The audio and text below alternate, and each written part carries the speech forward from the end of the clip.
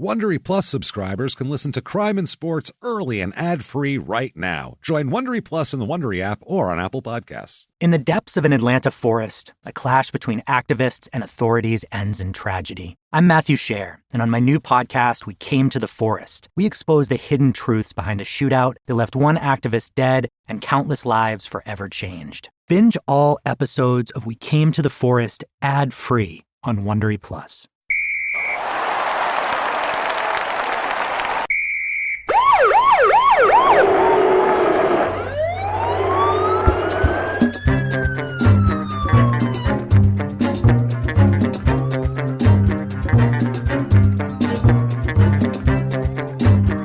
Hello and welcome to Crime and Sports. Yay! Oh, yay indeed, Jimmy. Yay indeed. My name is James Pietragallo. I'm here with my co-host. I am Jimmie Whisman. Thank you, folks, so much for joining us. We are jacked today. And again. It's been a wild ride lately on Crime and Sports, and we have a murderous and one of the weirdest stories ever. Remember John Paul? Yeah. The guy who disappeared into the thing after killing. Speedboat guy? Yeah, disappeared. Yeah. There's dead women at the bottom of oceans. And right, and somebody sent us a glove that really wasn't the glove, but when I opened it, I was convinced it was his glove. Yeah, the salt wall thing. Oh, okay. That's John Paul. It's kind of a weird... Oh, that one. Where there's still an open case and the daughter's still looking. Oh, everybody's still searching for the woman. Dead women in the ocean. That's a bad thing. Yeah, so that's not good. That's an early episode here. It's kind of a similar type of situation. This guy, you would never expect the life that this guy ended up leading and the crime syndicate. And it's absolutely insane coming from a Canadian man. One of the most unexpected criminal histories here ever. I couldn't be more thankful that we started this because I knew zero of Canadians, and I've learned so much in terms of what I did know. Yeah. I say so much, but I still don't know shit. But I know enough to get me in trouble, and I'm very impressed with myself. To know little facts to throw out that are not really true. There isn't beaver on their money. I know that now. No, but there is children playing hockey, I believe. That's weird. I don't know if there is or not, but fucking that's kind of what's going on here with this case, because it's one of these where we have a certain view of Canadians, and even the criminal Canadians we've talked about are still kind of nice, right? You know what I mean? There's a politeness to it. This guy, I don't know how he ended up being Canadian, or who raised him, or what the shit, because it is he's the most non-Canadian Canadian that's ever walked the earth. Put it that way. All right. It's wild. This guy is all America. I feel like he should burning maple leaves. He should have a huge, across his chest, waving tattoo flag. Waving flag tattoo on it of America's flag, because he is he's all American. I feel like there it's wild shit. So quickly, if you haven't done it yet, please get on Apple Podcasts, the purple icon there, give us 5 stars. Doesn't matter what you say. It does help the show out a lot. I don't know why, but it helps drive us up the charts. So thank you for everyone that's done it. Seems if not, to be working. Thank you. Yeah, get your shit together and do it, please. Thank you. That's a great thing to do. Also, head over to shutupandgivememurder.com for all of your crime and sports and small town murder needs. New merch is up all the time. Get your tickets to the virtual live show. Yes. October the 29th, we'll be doing a virtual live show. And by the way, if you can't make it the 29th, it will be up for 2 days afterwards. Yes. So the 29th, that'll be the live. We're going to do it live, and then you can... We'll do it live! Do it live, goddammit. So that is coming up there. You can get those tickets on shutupandgivememurder.com. It will be the all-violent felon edition of the prisoner dating game, where I show Jimmie 4 bachelors and 4 bachelorettes, all who are incarcerated. He hears their profile and their pitch and chooses one sight unseen. Then afterwards, you guys, of course, will get to see the pictures first to know what he's doing. Then afterwards, he'll pick one, and we get to show him these people, a lovely young lady and a lovely young man, and then we will tell them the horrible crimes they've committed. So it'll be a lot of fun. We'll do that. Check that out. Shutupandgivememurder.com. Yeah. You want to be a producer of the show, very easy to do that. You will get, for that, Jimmie will mispronounce your name at the end of the show during the shout-outs. Yeah. It'll be glorious. Yeah. Trust me. It'll be great. And that's anything. That's $1. You're still going to get your name mispronounced. Doesn't matter.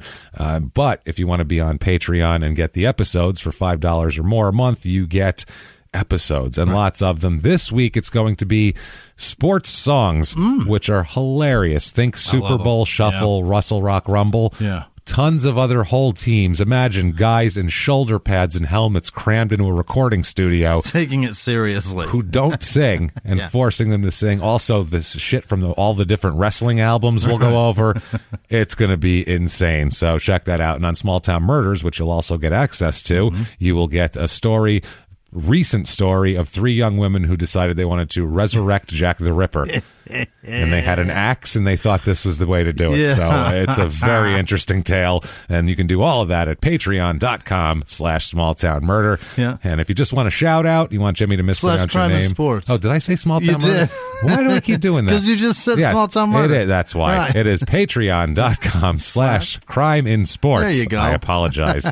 Jesus Christ. So someone's going to set a shit one up like that and steal money they're just from going to us, get money for nothing. Yeah. We better search and make sure that shit doesn't exist. I'm sure it does. Someone's got to. It's a couple of bucks a month coming in. So, or don't do it now. Yeah. So, anyway, do that. Get on there. And thank you all truly for everything. For donating and taking care of us and really, you really take care of us. Yeah, you save our lives, so thank you. You sent me to the hospital. Not sent me. I mean, you got me. You helped me in the hospital. I had to go to the hospital. I had a bout with Costco chroningitis. I don't know. Cause that's from eating bad things from Costco that come in too big a package. It's from when you eat the horse meatballs at Costco. I think it's when you eat one of those muffins, those giant Costco. If you eat a whole one of those, you get Costco chroningitis. It messes up your whole thing. It's Costa chronditis.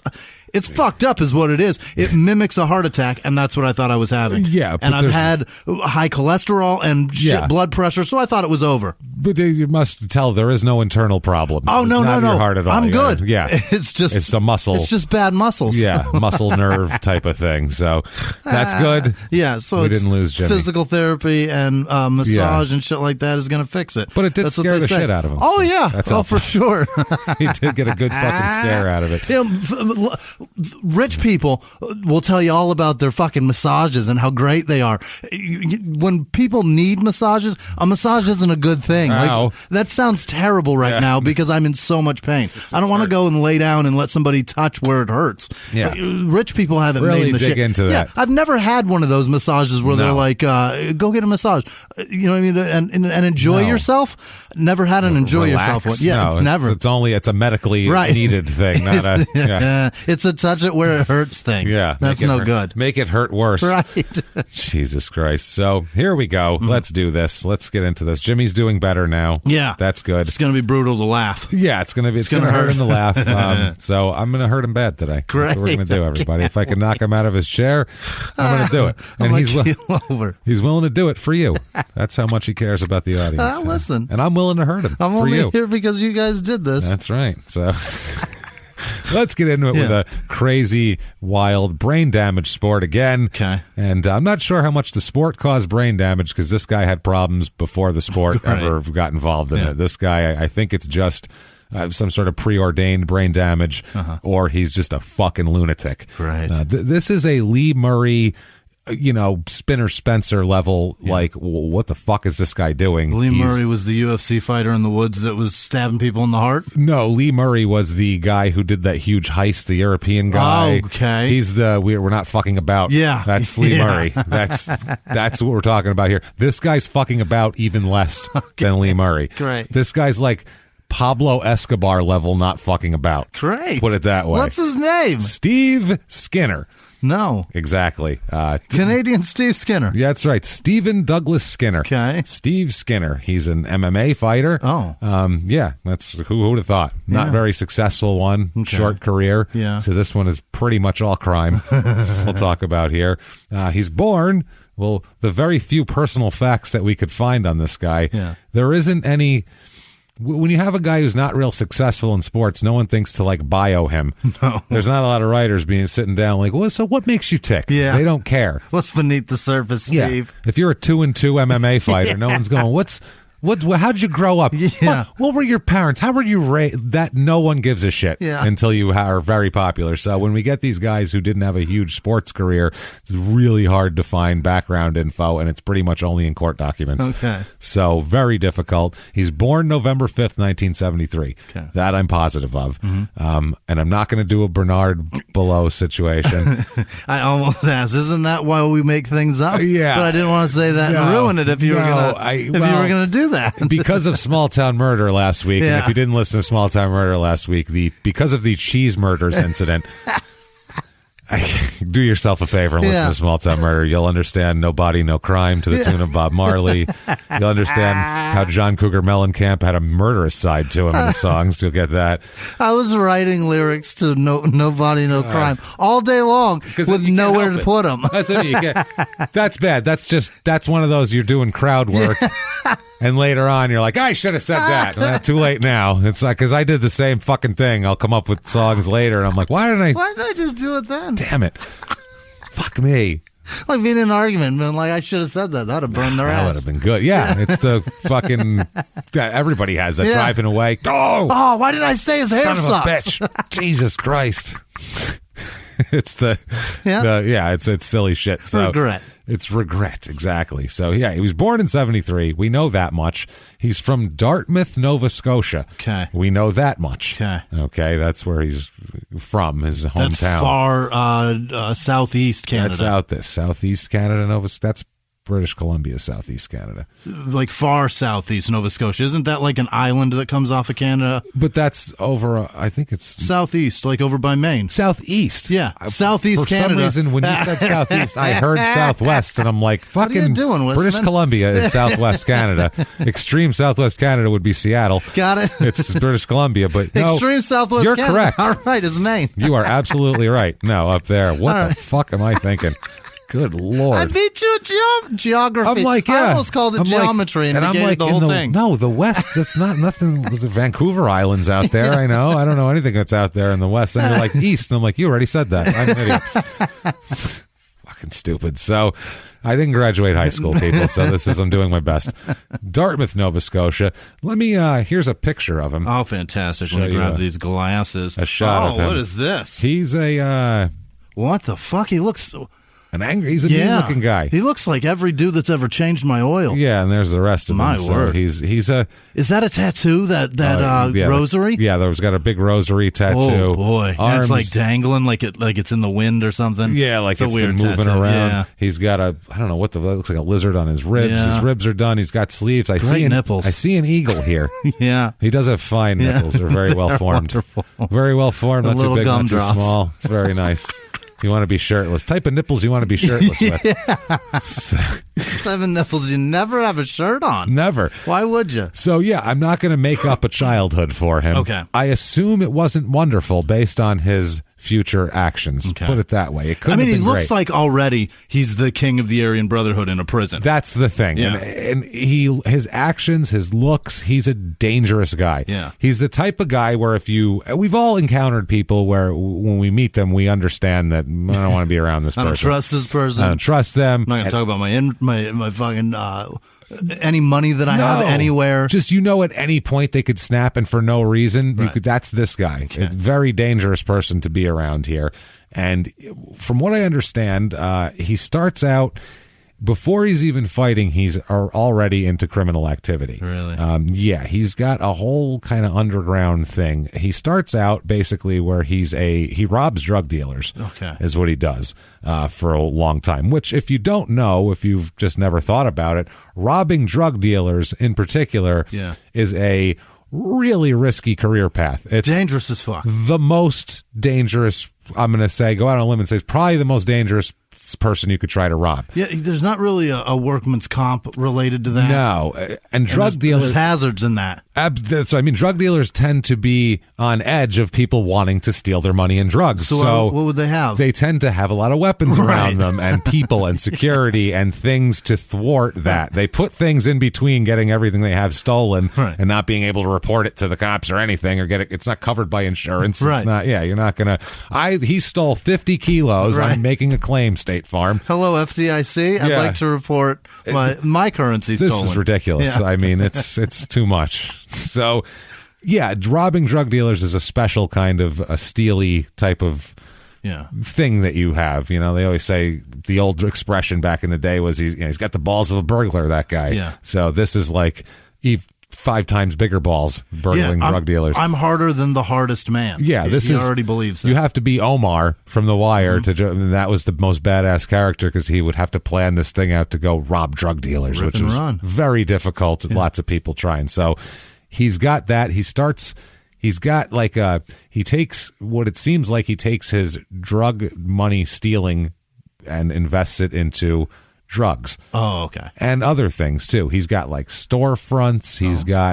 He's got all sorts of weird shit going on underground. None of it legitimate of any kind. And at the same time, he decides, you know what? This isn't dangerous enough. Okay. I come up, I steal valuable illegal things from heavily armed people with criminal felonious pasts and everything else. So I do that. That's pretty dangerous, obviously. What could be more? How could I hurt myself physically, though, if I'm not killed? Yeah. How about I have other people punch me in the head and try to choke me? That sounds good. And then what's the end game of that? Getting on TV where somebody who I have accosted and there's the motherfucker. Holy shit. Let's go to the MGM, guys. That's where that asshole's at right now. That's where this guy is.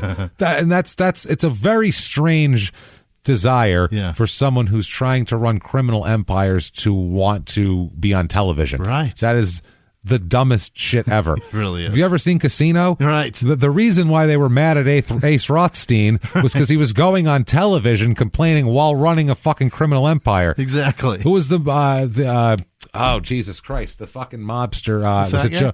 No, was it Joe Colombo who had, I think it was Joe Colombo.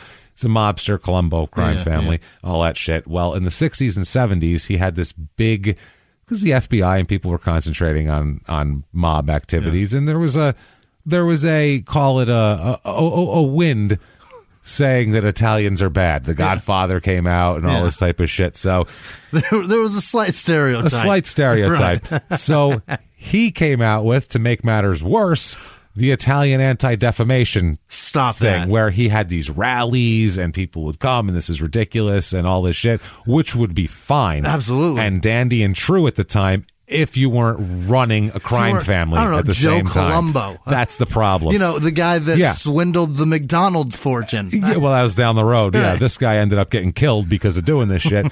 But he ended up getting killed, and they wanted to kill him because they were like, hey, stupid, you're on television, you dumb fuck. That defeats the purpose of what we're doing. Right. You're announcing your presence, stupid. So we lay low and take it in the trenches. Not smart at all. And that's what this is a weird thing to do. Like, I get if you got into it after you got into MMA and it was they were bleeding in, but he was like, meh, you know what? I'm going to try this out.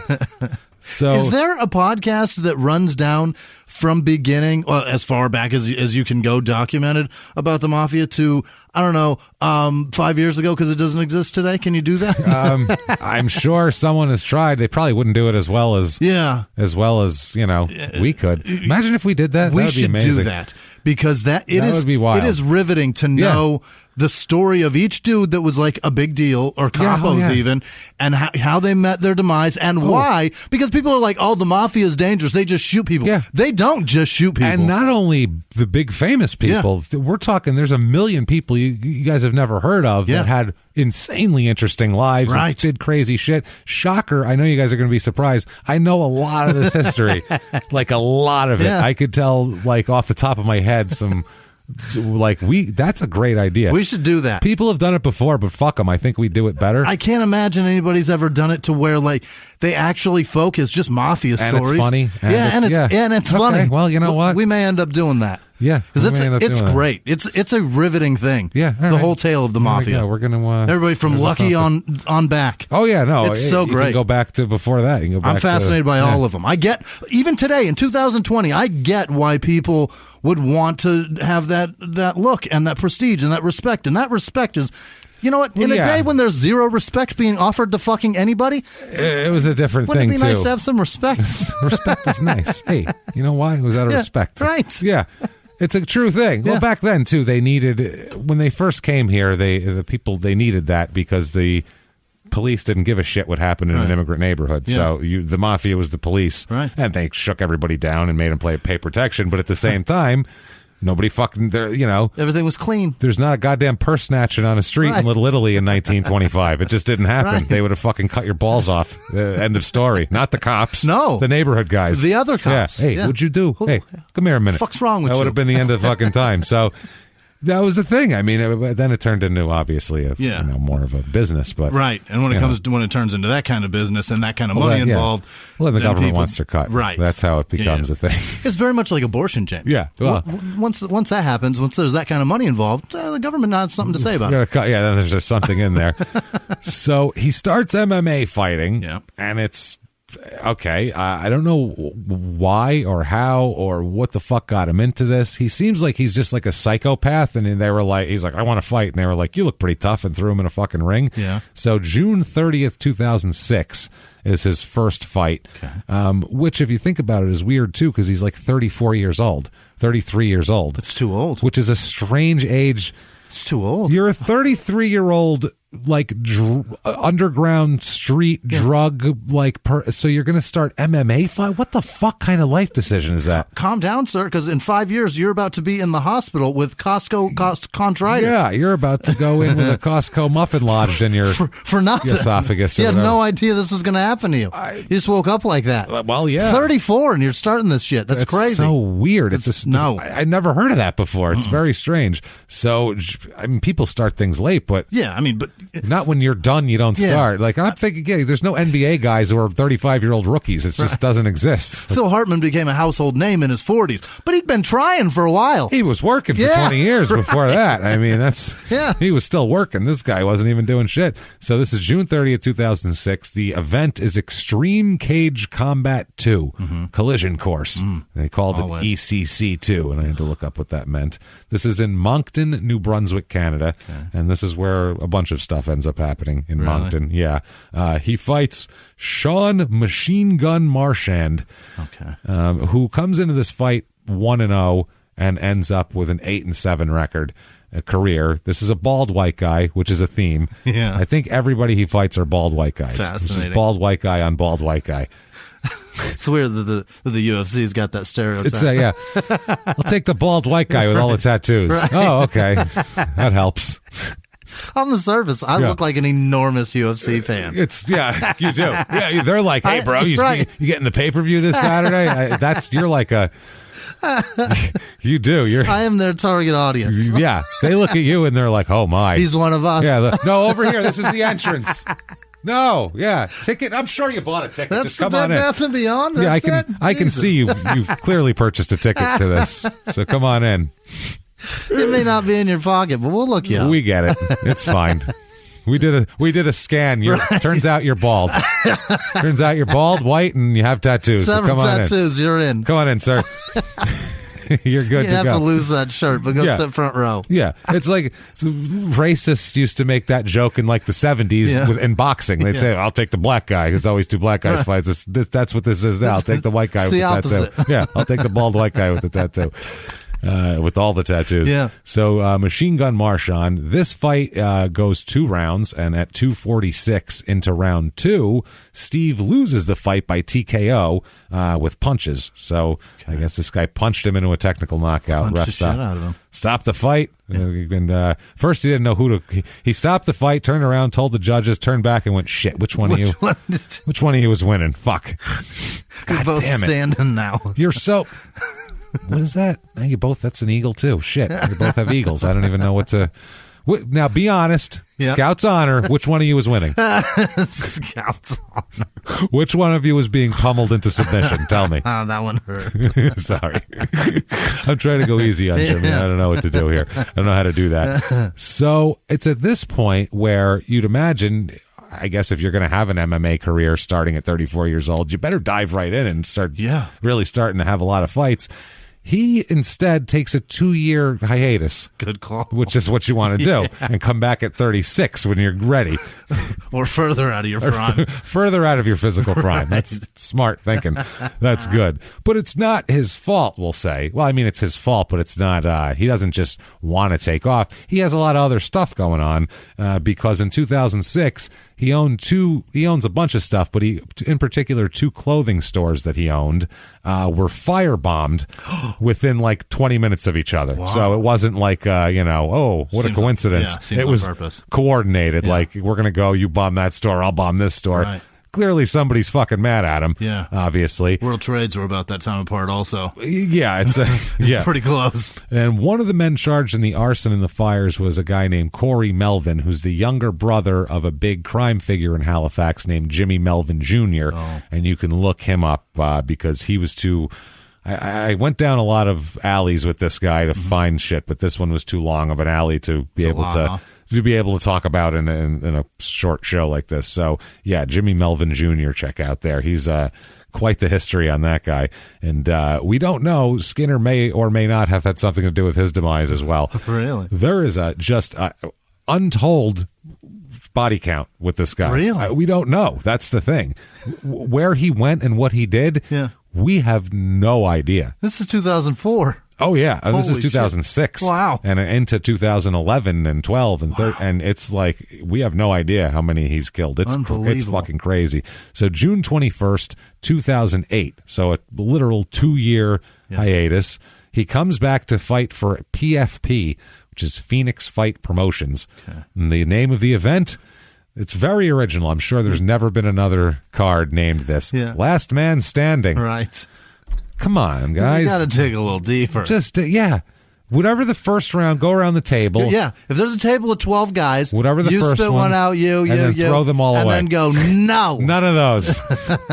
On round 6 or 7 or so, you might get to an idea that hasn't been done 12 times. But Last Man Standing, I feel like, has probably... in the top 3. UFC's probably had 8 different pay-per-views named Last Man Standing, and they just like, people won't remember that from a couple of years ago. We can name it Last Man Standing 7. Yeah. Who cares? So they remember that least of all the fighters. Yeah, they don't know. Well, that's because they have brain damage, right. But that's a different reason. So this is at the Dartmouth Sportsplex in Dartmouth, Nova Scotia, the garden center of the world, where it's the Vegas of Canada, I believe. Like the community park. Yeah, the Sportsplex. Right. It's got like a children's ice skating rink and shit. Racquetball court on one end. Yeah, totally. You can rent a basketball for like $1 to go play. Got to check it out. You got to leave your ID as collateral. How about my car key? I don't have my ID. Leave your car key behind as collateral. That's perfect. So he fights Maneka Weeva, who this is his debut fight. And he's a 2-5 career fighter, but he has a strange path to get to 2-5. He lost his first 4 fights. Why would you keep going? I don't get it. Why? What are you trying to prove? It's over before you started, man. Yeah, I get one. Yeah. You lose your first fight. Maybe you were nervous. Yeah. You're inexperienced. That guy's just more experienced, and I just didn't realize what it would be like with the lights and the people. And there's no way that happens 4 times. 4 times? Right. The second time, you're just, I wasn't as good as that guy. He was a good guy. He's too much. I'm going to give it one more shot. By the 4th time, you got to go, never mind. I'm not good at this. Obviously, the first 4, they're not even the best fighters. No. And the first 4 already beat you. They beat you. Don't come back. Soundly. It's over. Why continue? But he does continue. Oh, boy. And goes on to fight Steve Skinner here. And Steve Skinner beats him in the second round at 32 seconds into the round with a TKO from punches. So Steve Skinner punches the shit out of him. He's a scrapper. He learned he's a street scrapper. Surprised he didn't pull a gun on him, for Christ's sake. We'll see. He's partial to a 44 that he carries. Is that really? Oh, yeah. A 44? A 44. In the 2000s. That's not a common gun anymore. No, but you know what it is? Yeah. Intimidating. Yeah, it's big. Fuck. It's a big one. Someone whips out a 44. Word gets around. That dude carries a cannon around. You get a different whoa. Yeah. In the drug world, you know what I mean? It's like he's not whipping out a fucking a 32. Right. He's not whipping out a little 25, a little 380. Those 38. He's pulling out a 44. A 44 is like holy shit! Wow. Where'd you come from, Clint Eastwood? You fighting a buffalo later? The fuck are you gonna kill? Holy shit. You hunt your dinner? Is that what this is? On the range? Right. You don't need this for humans. That's way too big of a gun. A lot of gun. Are you fighting engine blocks? What do you do? What are you trying to shoot? What Volkswagen made you mad, sir? Yeah, because you will obliterate it with that one cylinder full. It's going to be gone. So, yeah, this guy, there you go. 1-1 for Steve Skinner for his career. Mm-hmm. Like that. He's going to be champ at this point. UFC signs 41-year-old journeyman drug dealer, clothier, firebomb victim. Not going to happen. So November 22nd, 2008, so a couple months later, he's really giving it a go here. Yeah. He fights for Elite One brand, I guess. Okay. I'm sure there's a, Elite and the number one it is. And the name of their show? Yep. Guess what it is. It's not Last Man Standing. It's First Man. It's One Man Standing. Oh, Jesus. Nothing with man standing on the end of it at all. Just leave standing out. Yeah. Just leave that out. And if you leave that out, that challenges you to dig a little deeper. Put standing in any of it and you're fucking fired. It's going to be one man, last man, first man, up man, your man, my man, your woman, your mother's a man. It's going to be all this fucking, it doesn't matter at that point. One man standing. What a fucking weak fucking name. Stupid. So this is at the Moncton Coliseum, which is, obviously. I'm sure it's historical. Madison Square Garden of Canada. We're going to the Coliseum. It's a big deal. Oh, the L.A. Coliseum? No, the Moncton. Oh, okay. Never mind. Here he fights a guy named Dan the Hitman Fowler. Okay. And he's 2-0 coming in. Mm-hmm. You can't have a nickname until you have 5 wins. Should be a while. 5-0, you get a nickname. And it should be according to how you've won or something. You just make it up. You don't get Hitman because that's been done and overdone more than Last Man Standing. That's what I mean. Are you Thomas Hearns? Right. No. Get the Are you fuck Bret out of Hart? Here. Get the fuck out of here. No. Done. No more. Are you either of them or more famous than? Stop it. Are you no more Hitmans, no more Sugars? That's the one. You can't be those. That's the one for sure. Sugar though is like that's almost like a title more than it is a nickname. Right. Like that's almost like it's almost like a name of respect that people give you. You don't call yourself People Sugar. actually call him that and don't say his name. You know what I mean? Yeah. They just say Sugar and he fucking answers. But Hitman. Nobody else should be taking that. And same goes for this. Yeah, that's bad shit. So this fight, it's in the first round, doesn't get out of the first round. At 159 in the first round, old Skinner here makes the Hitman submit. Okay. He's a very dangerous hitman. He's like, I'm a real hitman. Do you understand? I will fucking murder people. You're with your pussy ass. But don't hold my arm. Yeah, but please don't hold my arm. So this is a rear naked choke. This submission comes with. This is 2-1 now for him. That was November 22nd, 2008. He doesn't fight again until 2010. Perfect. Because obviously you want to just draw it out. No rush. Yeah. But there's a reason for that, though. He might have fought earlier, except for some trouble that he got into. Oh, no. He was hip-hop's biggest mogul, the man who redefined fame, fortune, and the music industry. The first male rapper to be honored on the Hollywood Walk of Fame, Sean Diddy Combs. Diddy built an empire and lived a life most people only dream about. Everybody know ain't no party like a Diddy party, so. Yeah, that's what's up. But just as quickly as his empire rose, it came crashing down. Today I'm announcing the unsealing of a 3-count indictment, charging Sean Combs with racketeering conspiracy, sex trafficking, interstate transportation for prostitution. I was up. I hit rock bottom, but I make no excuses. I'm disgusted. I'm so sorry. Until you're wearing an orange jumpsuit, it's not real. Now it's real. From his meteoric rise to his shocking fall from grace, from law and crime, this is the rise and fall of Diddy. Listen to the rise and fall of Diddy exclusively with Wondery Plus. Have you ever gotten a message out of the blue? Maybe you ignore them, or maybe you end up in conversation.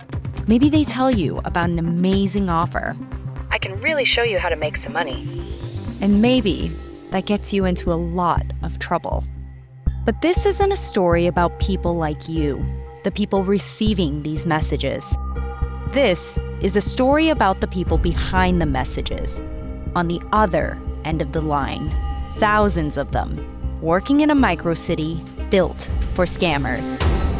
From Wondery, the makers of Dr. Death and Kill List, comes Scam Factory, a new series about survival at the expense of others. Follow Scam Factory on the Wondery app or wherever you get your podcasts. You can listen to Scam Factory early and ad-free right now by joining Wondery Plus in the Wondery app or on Apple Podcasts.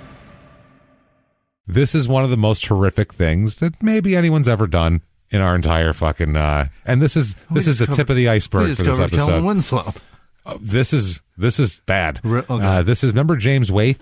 He was that was the heart. Yes. No. James Waith was an Olympic like karate guy, judo maybe something like that. Episode 40 something maybe, and he like tortured a guy and like with a toaster and cigarettes. Remember he put his like hands and shit in the toaster and all. Didn't that he stuff. open his fucking chest and take his heart and put it in the wood stove? No. That was Jared Wyatt. Got it. That was Jared Wyatt. Got a W. Yeah. And they were fighters. Yep. So I mean, there you go. Well, this is along those lines, of this. He has a beef with a guy over drugs. It's a street drug beef. As you do. So he's angry with this man, and he can't find him to exact his revenge on him like he would like to do, obviously. He needs it. As one does. Yeah. As one exacts your drug revenge. So instead, he heads over to this man's father's house. Oh, boy. Who's a 66-year-old man, 66-year-old retired man who lives in Lower Sackville, which is just hilarious. I just had to tell you that because I knew it would make you smile. That's where my sperm lives. Yeah, in my Lower Sackville. Yeah. Coming out Lower Sackville, out the end of Peanistown. It's going to be beautiful. It's just riding on out of Peanistown. Sackville. Coming out of Lower Sackville. Ridiculous. Unbelievable. So he knocks on the door, and the old man recognized Steve Skinner as a friend of his son's. He had seen them together before, and so he invited him inside. He's Canadian also. He's friendly. Right. He's going to invite him in. Yeah. He would have been like, what do you want? And he would have been with a shotgun in his hand there. He invites him in, offers the Steve Skinner and his friend a drink. Don't you guys like a drink? So they hang out for a little while. Then Skinner brings up that he has an issue with this guy's son. Why he brings it up to his dad, I have no idea. His dad obviously is not involved in his drug activities, as most people's fathers aren't. Right. Anyway, the guy says, well, I don't know anything about that. I hope you guys resolve your whatever problems you have. Yeah. This sounds terrible. So they said, well, here's what's going to happen. We're mad at him and we can't find him, so we're taking it out on you. Oh, boy. They spent the next few hours torturing the man. With hot spoons and knives. Oh, my God. They would heat them up on the stove and burn him and cut him. And how old a guy is this? 66. Oh, for fuck's sake, retired man. guy. Tied him up, even burned off a big tattoo on his arm. Burned it off just to be like, oh, let's get rid of that. A That's guy something that we age, can do. he earned that tattoo. Yeah, a guy of that age. Yeah, think about when he got that tattoo. Boy. He's probably in the Navy or something, He was overseas for sure. Some shit like that. Or he was like a biker. One of the two. He earned it. Yeah. And this guy is, but for hours they burned him just tortured him with hot spoons and knives and tortured this man. The guy ended up telling on him, and he's arrested and charged with aggravated assault.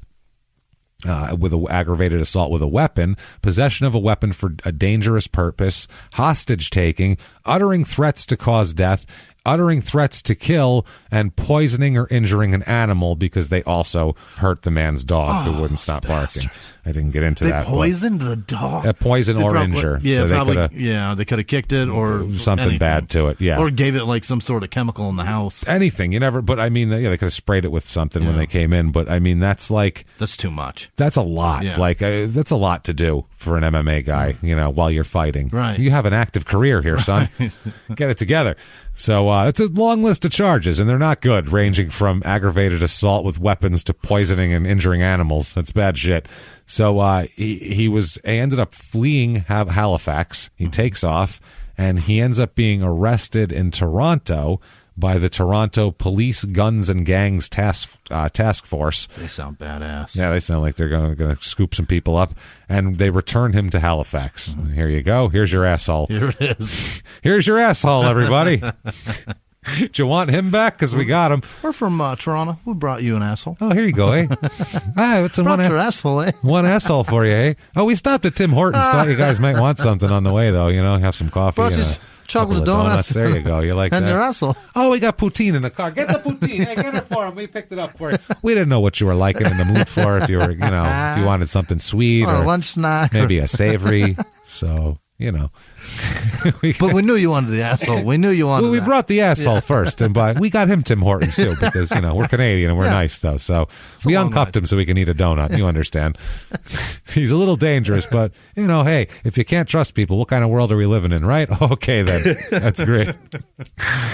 Oh man, Canadian. That's the Canadian Police Guns and Gangs Task Force. You're gonna have to come with us, okay? Badass group. You said no, I'm not coming. He said, "Oh no, it's all right, guy." I picture him like the guys here, like all black, tactical, like SWAT guys type of thing, except big smiles and excessively friendly. Instead of pointing guns at you, like, "No, come on, eh?" Behind a riot shield. It's like, whoa, you're scared because there's like 60 of them and they're surrounding you and they look dangerous, but they're like, no, come on, we just want to take you in and have a little talk and pitter patter. Everyone's like, "Yeah, buddy, it's okay," and thumbs up and smiles, and he's like, very confusing to be in trouble in Canada. I can't tell if they're mad at me or not. Very weird. So the government submitted evidence and vigorously opposed him being released on bail, saying that he is a dangerous drug dealer who robs drug dealers and tortures rivals' fathers. He's a dangerous guy. He's going to be settling scores even more if we let him out now, so we should probably keep him in here. But the court, and they said he's a flight risk, too, because we caught him in Toronto, fleeing. Running. Oh. Yeah. So, he's actually doing the exact thing that he's a risk of. That's the thing. And he's a danger to the public because of his known affiliation with the drug trade. And I never found records of this, but sometime earlier before his MMA stint, he had weapons charges in the past as well. So he's had kind of just a criminal history going back as far as you can't be like on the street doing shit for years and years and be 35 years old and never have got picked up by the cops. It just doesn't happen. Your luck runs out. Yeah. Everybody gets, even fucking Avon Barksdale did time. You know what I'm saying? Shit catches up to you.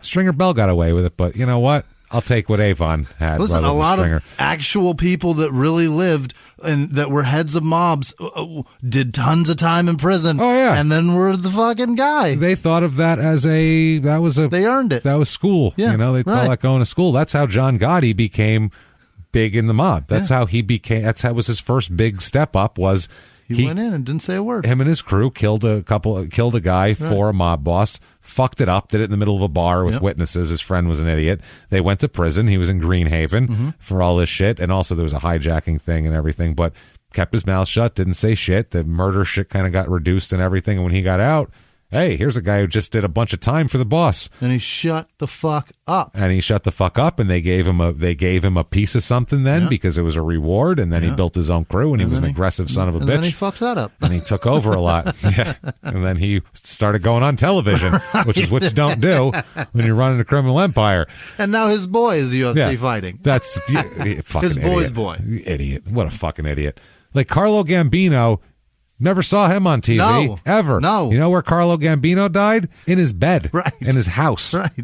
Was he in his house or was he in a parking lot? I think he was in a parking lot and had a heart attack. Something Either like way, that. On his own terms. Yeah. He didn't die in a prison. He didn't eat some shitty prison chow and then keel over in the shower. No. Like he was on his way to an appointment. On his own, fucking to Meyer Lansky. Same thing. Died on his own terms. Why? Didn't say shit. Never went on television. Shut the fuck up.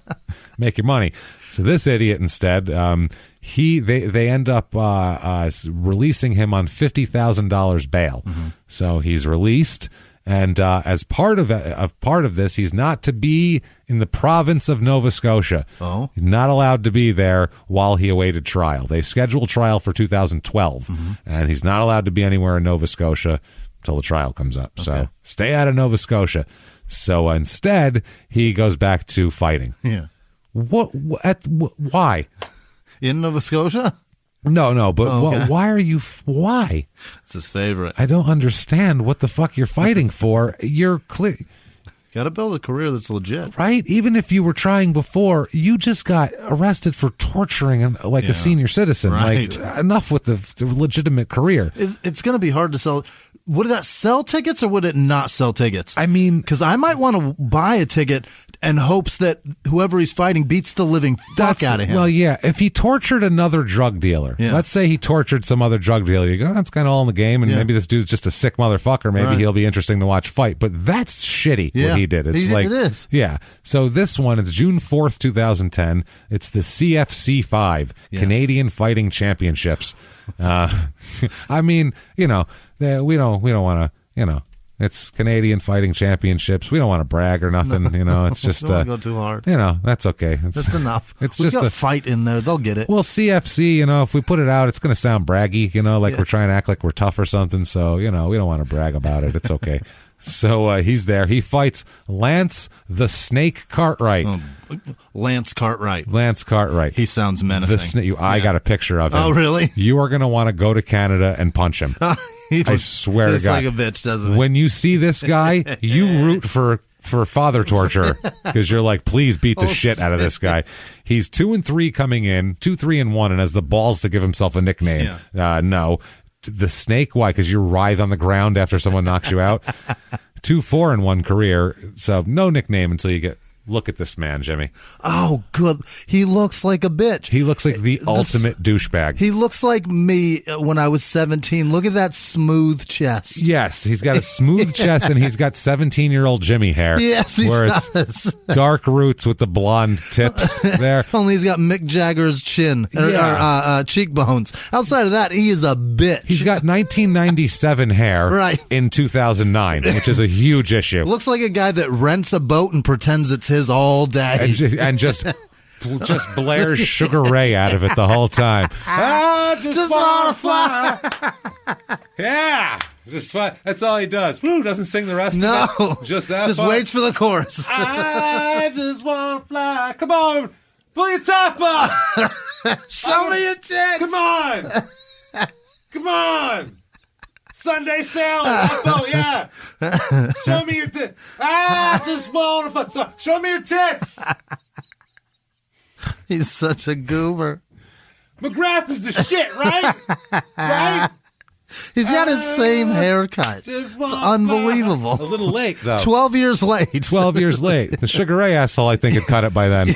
I'm pretty sure. And that's how he made money. Right. By this time, by 2009, he was punching people because he hated his past. He hates you, motherfucker.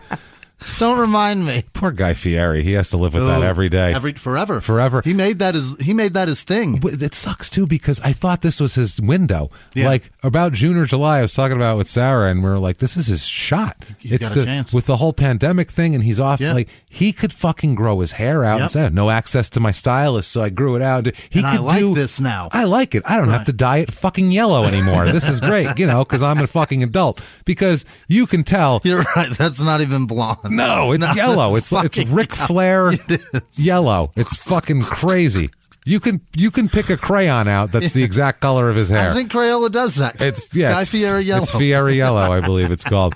This was his chance to change it all Kids out. are like, they spelled Ferrari wrong on my Crayola. Yeah, what happened here? No, that's not what it is, That's kid. a Fieri. That's what that is. Color hair that color. You'll understand it. Gonna put dark under the roots, though. This was his chance. Put a thought bubble it over that person, and it just says Yumtown. You'll get it. They'll understand. Because I look at him and I'm like, I just feel like he hates it. He's got it. I feel like flame shirt. I feel like he gets super stoned and he's like, all right, here we go, douchebag for a while. That's cool. Like I'll go in there and he's like talking and he's getting along with people and he's like, all right, they're going to turn the cameras on, so I'm going to just I know it's going to be unsightly, but I trust me. realize we're going to be talking about food, I have to do and this. I'm about to turn your stomach. I have get to it. do this. Hold on, wait. You're not going to like this. Can I get my stylist here I got a couple of spikes that are drooping. Somebody get me my blue polarized fucking Oakleys real quick. Because he just, for whatever reason, he strikes me as a nice man. Yes, he's probably. Everybody says he's great. Yeah, I feel, and he like every time there's any kind of anything, he'll be like, "Well, let's organize a thing and get food for all the firefighters and all the people." Like, big heart. Yeah, he's always the only guy doing shit like that, and I'm like, there's no way he wants to wear his hair like that. No one who's not a douchebag wants to wear their hair like that. Right. He looks in the mirror and he's like, someday. And then he gets a call from Sammy Hagar that's like, dude, I really like your style. And he's like, I can't fucking change dig it. You do, brah. I can't change it. Sammy's rich as fuck. I can't ponytail, change give him like something like that, just something different. So anyway, even Sammy hasn't changed his fucking look. No, rock stars have a hard time with that. I don't understand, but he's been through everything from solo act to Van Halen back to solo act. He's had so many opportunities to not look like an asshole. Well, you can and he switch your look. refuses. You can change your look. Guys do it. He People refuses. Do it. He looks like an asshole always. People cut their hair. I mean, even Metallica cut their fucking hair. True. You know what I mean? Yeah. Like, and they're literally headbanging where hair's supposed to go. Exactly. And it just doesn't. It's just short. So mist flying off of your stubble. There it is going. Oh well, you have mist, your beer sweat coming off your stubble. So this fight goes in first round at 151. Steve beats this douchebag with TKO here. Yeah. He punches him into a TKO. God. At least this man was pummeled into someone stepping in and saying, no more beating this douchebag. If you're the ref, you know you gave it an extra couple of punches. You're like, okay now. He dropped an elbow hammer on him and he was like, that'll do. That's the one. Okay. What? Hit him with a knee. Okay, there we go. End of the fight. Do you want one more, or should I just drag him out? One. All right, go ahead. What are you going to do? Ahead. I know. Look at his hair. I get it. I'll turn around and look at the clock. Go ahead. He's a douche. I get it. So 3-1 for Steve now. So, I mean, he lost his first fight. Now he's won 3 in a row. He's tortured. Actually, 4 if you count the old man. That's a good point. So, although he had help. He did have help with that. That's right. He did have help with that. So July 24th, 2010, is Elite 1 again, and this time it's called Wild Card. Oh, boy. Wild Card. No. Yeah, Wild Card. God damn it. This is at the Casino New Brunswick. Oh, yes. Yeah, baby. And you know it's gross. Oh, you know it's disgusting at the Casino New Brunswick. Not that one. Yeah, it's like That's not the good one. It's like one of those weird, like the one outside Omaha or whatever. Wasn't there one like across the border to some state outside Omaha? It looked gross. So was it not St. Louis. Every city in the Midwest got one, has that's on their quote unquote reservation. Yeah, where it's basically you can see it from 30 miles away because it's the only over 1-story building in the area. It was Kansas City. Well, Kansas City was the one that was there. That was the Argosy. I remember that one. Was it? That's where we stayed. Yeah, we stayed at that one because it was cheap. But the I'm talking in Omaha. There's one like right across the river into in Indiana maybe or whatever the fuck is right there. I didn't know and I didn't see it. I remember seeing that. Detroit's got one too. They've got an MGM. Yeah. That took forever for them to get that one. That's the one I got thrown out of. Yeah, you nodded off there, even though you were staying there. I'm staying here. Only Jimmy can get thrown out of a lobby of a hotel that he's staying at. That's pretty funny. That's God, funny I'm gross for your debaucherous behavior. So this fight at the Casino New Brunswick, this is the main event. He's in a main event. This is it. He's worked up. His 5th fight here at the Casino New Brunswick. Casino New Brunswick, the main eventer. Doesn't even have a name of the casino. He got free buffet. He did. Free. Probably got a room. As much prime rib as you want. Right. It was wild. Oh, I'm sure he got a nice, the high roller Rain Man suite. The plush suite. Oh, you know it. So, So, main event, he fights Chris the Crippler Johnson, which can't be the Crippler because that's Chris Benoit, and that's kind of got some connotation to it. Yeah. That's, And it's also, in what year is this? This is 2010. Yeah, it's a smidge after that you're allowed to be saying that. The Crippler. You can't be that. No, the Crippler, is a little, If you can't call somebody crippled, I guess you can't say. You can't say what you're going to do that What to do you them. do? I cripple people. I suppose if you're crippling people, you're not real concerned with your with your correctness. Yeah, you gonna question what I do? Well, you're not concerned with the phrasing of it, I guess. At that point, what you're doing is worse than what you're saying, so it doesn't really matter. That's a weird point that we've gotten into, where we're more concerned with the fact that he uses the word cripple rather than he's going to cripple people, which would be a worse thing. We're more concerned. Well, he said cripple. Well, then what are you going to call the condition that he puts somebody? He broke that guy's legs. Can we talk about that before the words he used? That's worse. Jesus Christ. So 2-2 coming into this fight, 5-6 career. Cripple this, asshole. You suck. You're not good at this. This fight here goes first round, only goes 3 minutes and 7 seconds, and Steve loses this fight with a submission with a rear naked choke. That's not great. He's 3-2, and that's the end of his career. He's done. He's done. Okay. Yeah. Well, I mean, also he's pushing 40 here as well. So I mean, you're not really going anywhere. The best fighters usually retire around 34, 35. That's if they've had a great career. Right. Like they've had unbelievable, they'll talk about them for a while. The last 3 years, they're collecting money that they really aren't earning. You know what I mean? Their fights are a little more lackluster. Yeah. And they're spaced out a bit. Yeah, they're using their name. They're fighting on their name. They're pulling a Roy Jones Jr. This guy's hanging on to it, a dream that he shouldn't have even had in the first place. No, this is an ill-advised dream for this man. So, but again, not sure if he planned on fighting more, but circumstances in life, when you're like a crazy street drug dealing, robbing, old man torturing lunatic, life happens. You know, you don't always gets in the way of your shit. Well, it catches you fast. Yeah, life goes by pretty fast. Yeah. So on April 10th, 2011, he decides he's going to stop and take around and take a look at it for a while here. He's going to have a Ferris Bueller day. April 10th, 2011 is Steve Skinner's day off. Okay. Put it that way. This is everything he wants to do in one day. This is like the quintessential 24 hours of a lunatic. This here. is the Lufthansa heist. This is Lufthansa heist. And then you got to whack the boss, and then go to get the Costa Nostra and become the made man. And you got to get the veal cutlets nice, pounded out nice and thin, and have the sauce stirred for Sunday. There's a lot going on for this guy. All in one day. Have Mikey watching a helicopter. It's a lot. All day long, this poor kid's watching helicopters and tomato sauce. If you still haven't seen Goodfellas in your life, you're blowing it. That's a cinema classic, and that's on you. Would you call it better than The Godfather? No, different. Very different. Yeah, that's true. Very different. It's apples and oranges. But it's so good. As a film, The Godfather's beautiful. It's a different as a film. It's almost like art. Like it's an experience. Yeah, because when that came out, that culture, people didn't even know about it. So there was no like Goodfellas, there was a shorthand that they could use, and they'd explain everything, but there was certain stuff you didn't have to explain. Yeah. That guy's the boss. Right. Okay, you don't have to explain what the boss is. Godfather had to explain to you what the boss was, because no one knew that shit. All they knew was if they saw the Valachi shit and all that. They didn't know anything about it. So it was a lot different back then when The Godfather came out. So that was like this epic, and then the music. It's very specific. It's orchestral. This music that's all scored right to the movie, and it's a beautiful story. It's a different thing. Whereas Goodfellas is a slice of life. Oh, it's amazing. It's a diary. It's so Henry Hill's diary on film, and it's amazing. It's just so different. They're the same to me, but different. Yeah. You know what I mean? Goodfellas is great. They're just the best mob movies there are. It doesn't get better than that. And Goodfellas is kind of the basis for every Tarantino movie ever made, and all of those movies. Yeah, it's the same tone. Yeah. It's violence. It's reality. It's anybody can go at any time. Right. But these guys are also that live that life.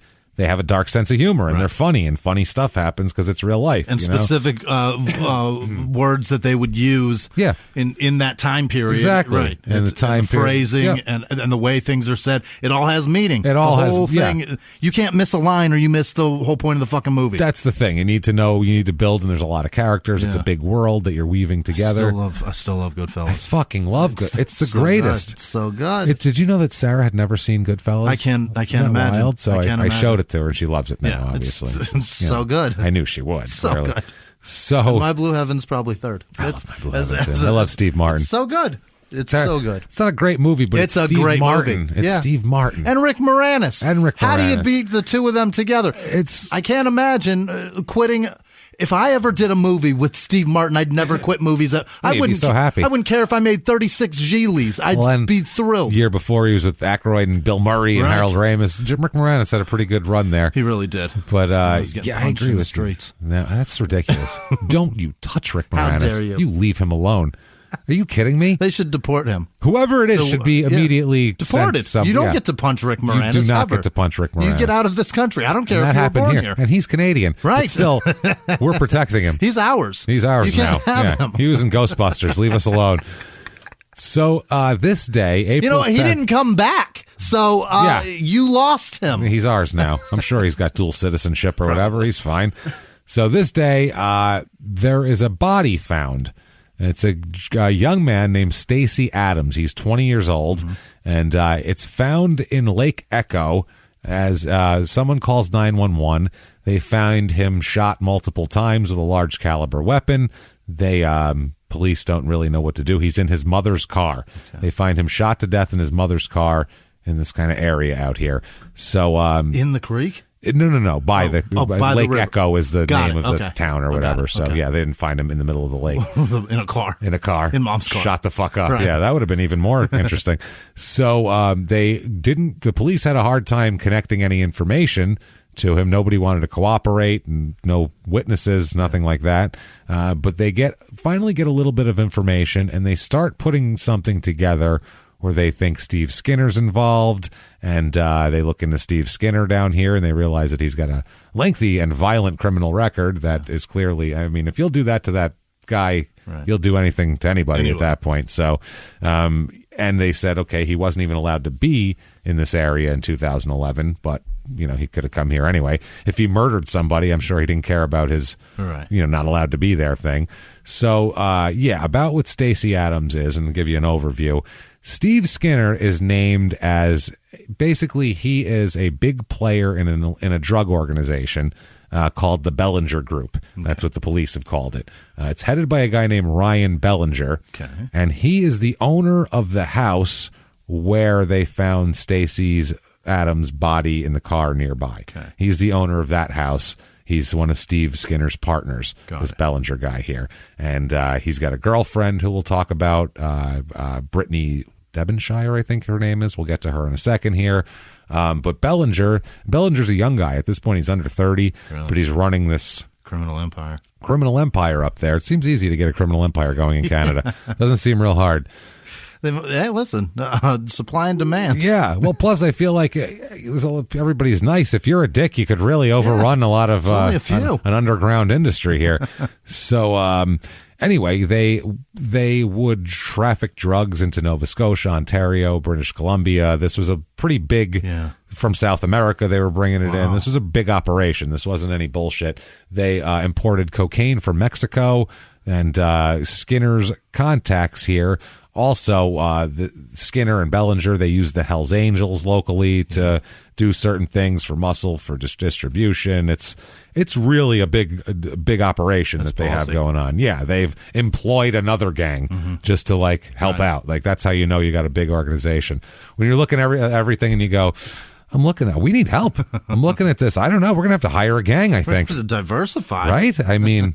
No, I think we're going to have to hire a gang. That's the only thing. Make us a conglomerate. That's what's going to happen. That moment every small business has when they realize they're going to have to hire a dangerous criminal gang. Remember when we started, and our whole dream was have an umbrella company, the Bellinger Group. Underneath that, everything. Hells Angels. We never even never in 1,000 years above and beyond. This is amazing. I said cocaine. Yes. Yeah. Murder for hire. Absolutely. Absolutely. We're not pussies. No problem. Right. Now we have criminal gangs underneath us. This is big, guys. I think we should buy an island and start a government because calls for a cigar. This is big stuff here.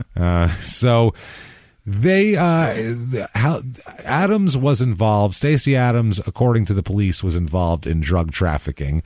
His mother refuses to say that, though. Later on, his mother will absolutely fight tooth and nail, saying he was not involved in drug trafficking. But I would say, by the fact that he's at this house, that he's involved somewhat in drug trafficking. He may not know what he's doing. He's hanging out with drug traffickers. Right. So usually if you're hanging out with the head of the organization at his house, you're you're in the orbit somewhere. If he trusts you enough to be in his house, exactly, and there's absolutely something that could bring him down in there, you've got some knowledge. Either you were best friends in the 3rd grade and he was on your like little league hockey team or something, or you're involved in some shit. One of the two. And even if you were that guy, you're probably still involved in something. He keeps shit at your house. Yeah, because he trusts you. Exactly. There's a big trust and respect are two big things in a criminal relationship. Yes. And a lot of these guys, especially a guy like Skinner, has a real kind of an ego problem and everything else. So apparently Bellinger and Stacey Adams had a beef, basically. They just didn't like each other. So Adams comes over here, which seems stupid here. Skinner was on the side of Bellinger because they were the, that's the crew. Right. So he's on the side of Bellinger, and the Stacey Adams guy is kind of on the outs of that. And so on the 10th, this is before the body was found, actually. We'll talk about that. Earlier in that day, early in the morning, Skinner flew from Vancouver to Moncton using a fake name. Yeah, of course. Obviously, fake ID, fake all that shit. And then made his way over to Lake Echo, and he wasn't supposed to be there. He has a court order right there. So just being there is illegal. Right. Never mind anything else. Skinner then got super fucked up at Bellinger's house. Okay. We're talking stumbling next level fucked up, coke and booze. Oh, boy. Pounding coke and booze. And coke and booze you can even out, which is why it's dangerous, because you can just keep doing it, because you're like, well, a little more coke to even out that drunk, and then, I'm a little too hyper, a little more booze to calm that down. And this guy carries a 44. And he's extremely short-tempered and will torture a man with spoons. He's volatile. He's a volatile motherfucker here. So apparently he's so drunk and wild that day.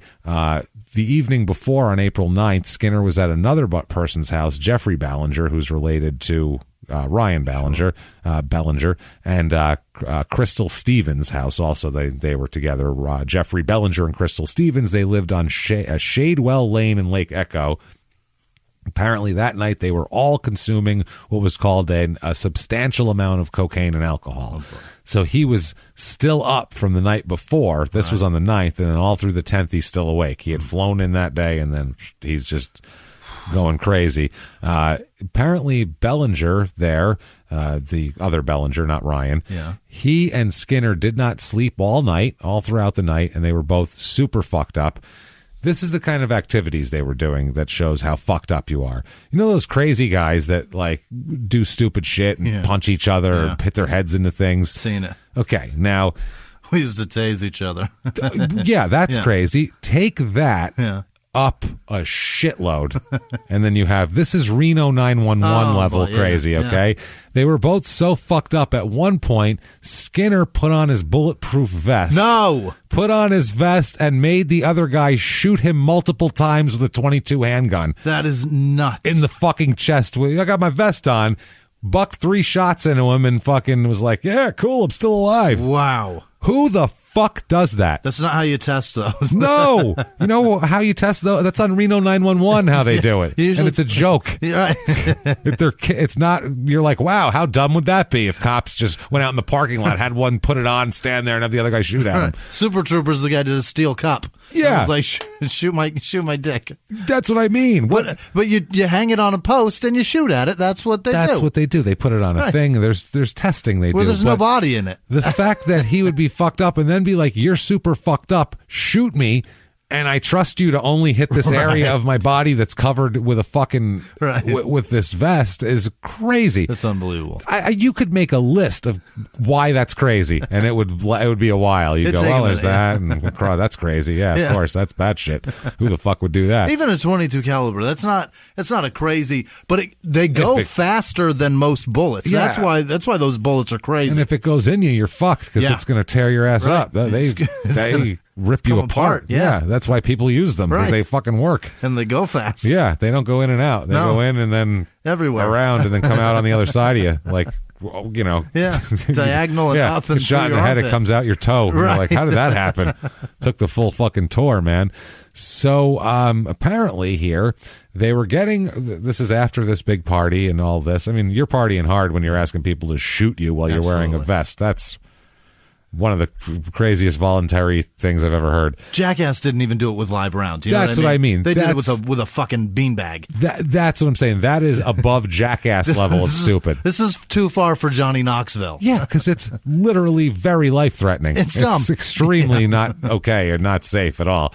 If you get shot with the beanbags, you know that's just going to hurt. Right. It's going to hurt. It's going to suck. Yeah. But you're not going to die, For a probably. long time. But this is like, I don't know. What if he missed him in the throat? Right. Well, then what happens? Goes down, tears up his chest. Or the arm, femoral arteries. Something. Anything. The fucking face. Yeah. It's not that, I mean. No, it's not that far of a distance. And I would assume the closer the range, the less effective the vest would be as well. You'd think so. So you don't want the guy on top of you. No. Probably. He's going to get back 15 feet, which is room for fuck up, especially if you've been drinking, doing coke, and not sleeping for a whole night. Wow. In the 1980s, a rosé swept the country. Hey, Mike, I really like this White Zinfandel. Well, good. Now put it down. We're going to try another one. White Zin became America's top-selling wine. But most don't know that this sweet drink has a sour history. What began in 1986 with counterfeit bottles. A big fraud, a multi-million-dollar fraud. Sent investigators chasing one of the most powerful families in the business, the Licciardis. But the closer the feds got to them, the more dangerous things became. It's a story of deceit. At the time, I was paranoid. Threats. You touch my kids, I will kill you. And murder. With a .22 caliber bullet to the head. What started with a scheme to mislabel wine spilled into a blood-soaked battle for succession. Welcome to Bloodvines. You can binge listen to Bloodvines exclusively and ad-free on Wondery Plus. Join Wondery Plus in the Wondery app, Apple Podcasts, or Spotify. Behind the closed doors of government offices and military compounds, there are hidden stories and buried secrets from the darkest corners of history. From covert experiments pushing the boundaries of science to operations so secretive they were barely whispered about. Each week, on Redacted, Declassified Mysteries, we pull back the curtain on these hidden histories. 100% true and verifiable stories that expose the shadowy underbelly of power. Consider Operation Paperclip, where former Nazi scientists were brought to America after World War II, not as prisoners, but as assets to advance U.S. intelligence during the Cold War. These aren't just old conspiracy theories. They're thoroughly investigated accounts that reveal the uncomfortable truths still shaping our world today. The stories are real. The secrets are shocking. Follow Redacted, Declassified Mysteries on the Wondery app or wherever you get your podcasts. You can listen to Redacted early and ad-free right now on Wondery Plus. So when a bullet hits a metal target, it mushrooms, it all collapses on itself and flattens out, and then it kind of goes apart. You know what I mean? There's still a little bit left of a circle. Like if you threw a warm Hershey's Kiss against the wall. Right. That's exactly what it does. That's what it does. Yeah. And if you do that at a target too close, it doesn't just absorb it sends it back. There's physics involved. Right. You know, in the homicide book, the David Simon book, they talk about how most of the time people get shot, what they do is learn behavior. Yeah. Like most of the unless it clips something to fuck up your central nervous system or causes you enough blood loss where you can't stand, most of the time you're not going to fall. But people get shot and they fall down because they think they're supposed to fall down. Right. It's it's not even a thought. It's just deep ingrained in their brain that you fall down because they've seen movies people. and TV have told me that. Yeah, they see people do that. So it's kind of the same type of thing where people are just like, they just think this is what happens. You're trained to do things. So dumb. It's fucking weird. I don't know. So, yeah, that's fucking so stupid. Trained to fall down and it's so weird though that people don't like. I don't know. Your body reacts like that. Your survival instinct goes out the window when you know you've been shot. It's just, well, this is where I die now. And people survive gunshots all the time. Oh, all the time. All the time. Yeah, but Happens a lot. you go down and you think you're dying and you're and now you have the opportunity for whoever just shot you to shoot you several more times. Way more times. Way more times. So yeah. Anyway, so this is all happening. This crazy shit. So during the early morning hours of April 10th. Bellinger and Skinner and this Stevens guy here, they were all in the kitchen area of this home and were in the process of getting ready to leave as the house was scheduled for a real estate viewing. You're going to come see a house that's been partied in all night, gunshot. Literally, you can smell gunpowder in there. If you're looking for a house and you walk into the living room and smell gunpowder, I'm turning around and fucking leaving. Yeah. What happens? Is that That's powder. There is something very familiar that I smell. Yeah. I am a vet. I know what that is. Yeah, this is definitely gunpowder. So there's some combat happening in here. So that's all happening, and like we said, they all have drugs and weapons and all this type of shit in here, and they're kind of clearing all that out, trying to make it presentable. Yeah. For you can't just have like make it look like a Canadian cottage. You can't have like a big fucking fat rails on the kitchen table when somebody comes over. So he collects firearms. All of them do, Bellinger and Skinner. They collect the firearms and drugs and put them in 2 separate duffel bags on the counter. That's how much drugs and firearms they have.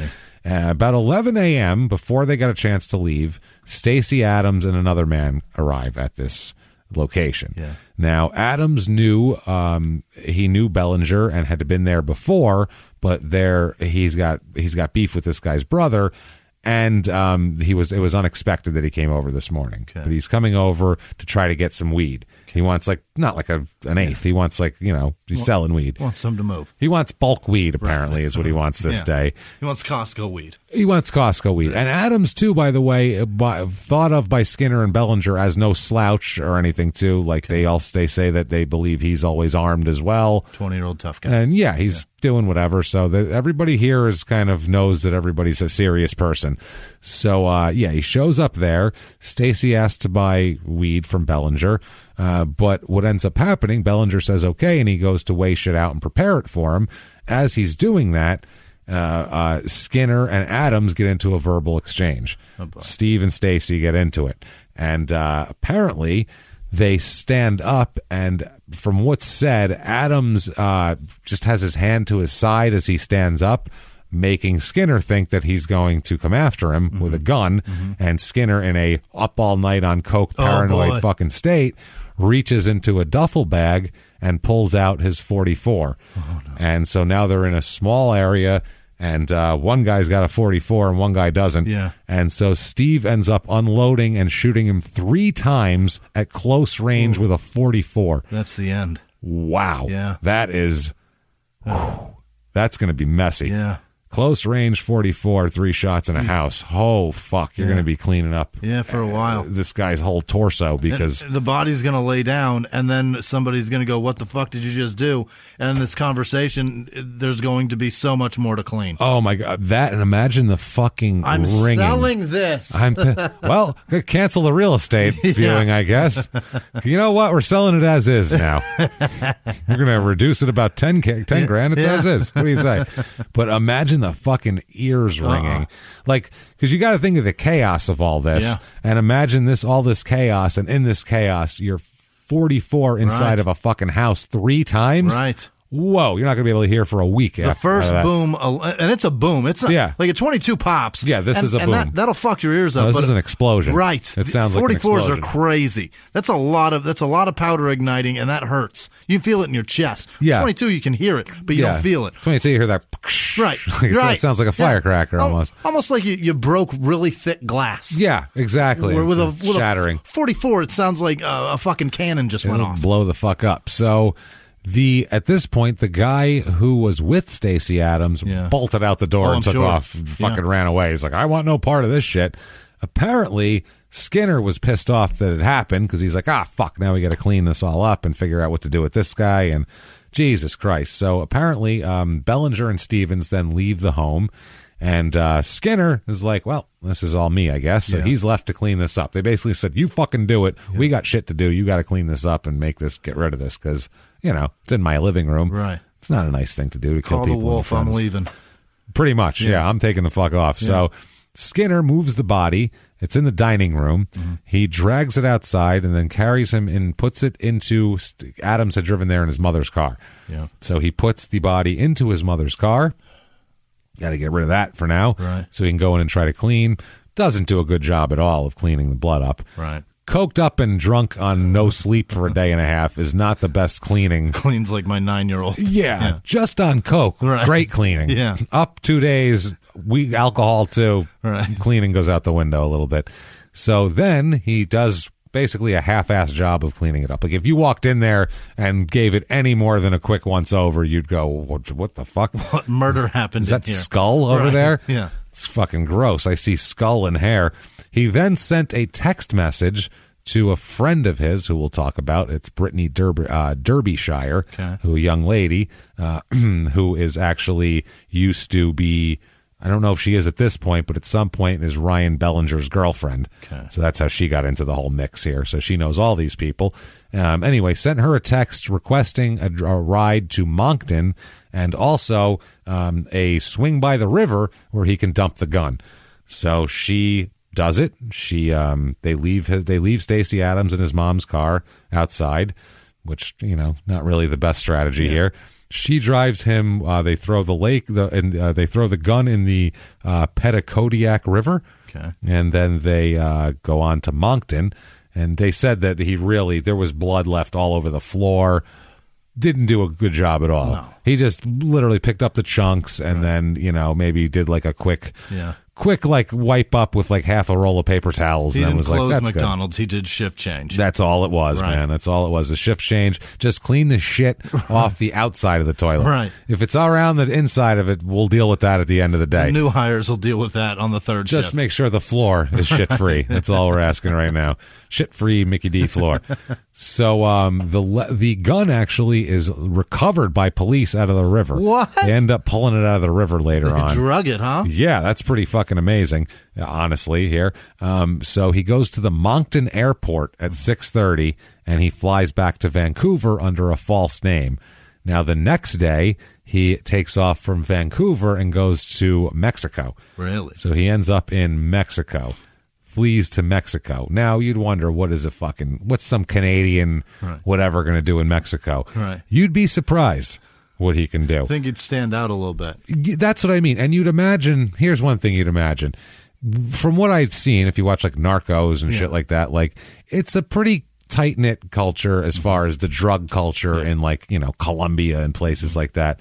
To be a white guy, outsiders are not necessarily invited. No, if you're to be a white guy from Canada and end up doing what he's going to do is fucking insane. Yeah. It's impossible. How the fuck? Imagine if I said, go to South America and become a drug kingpin right now.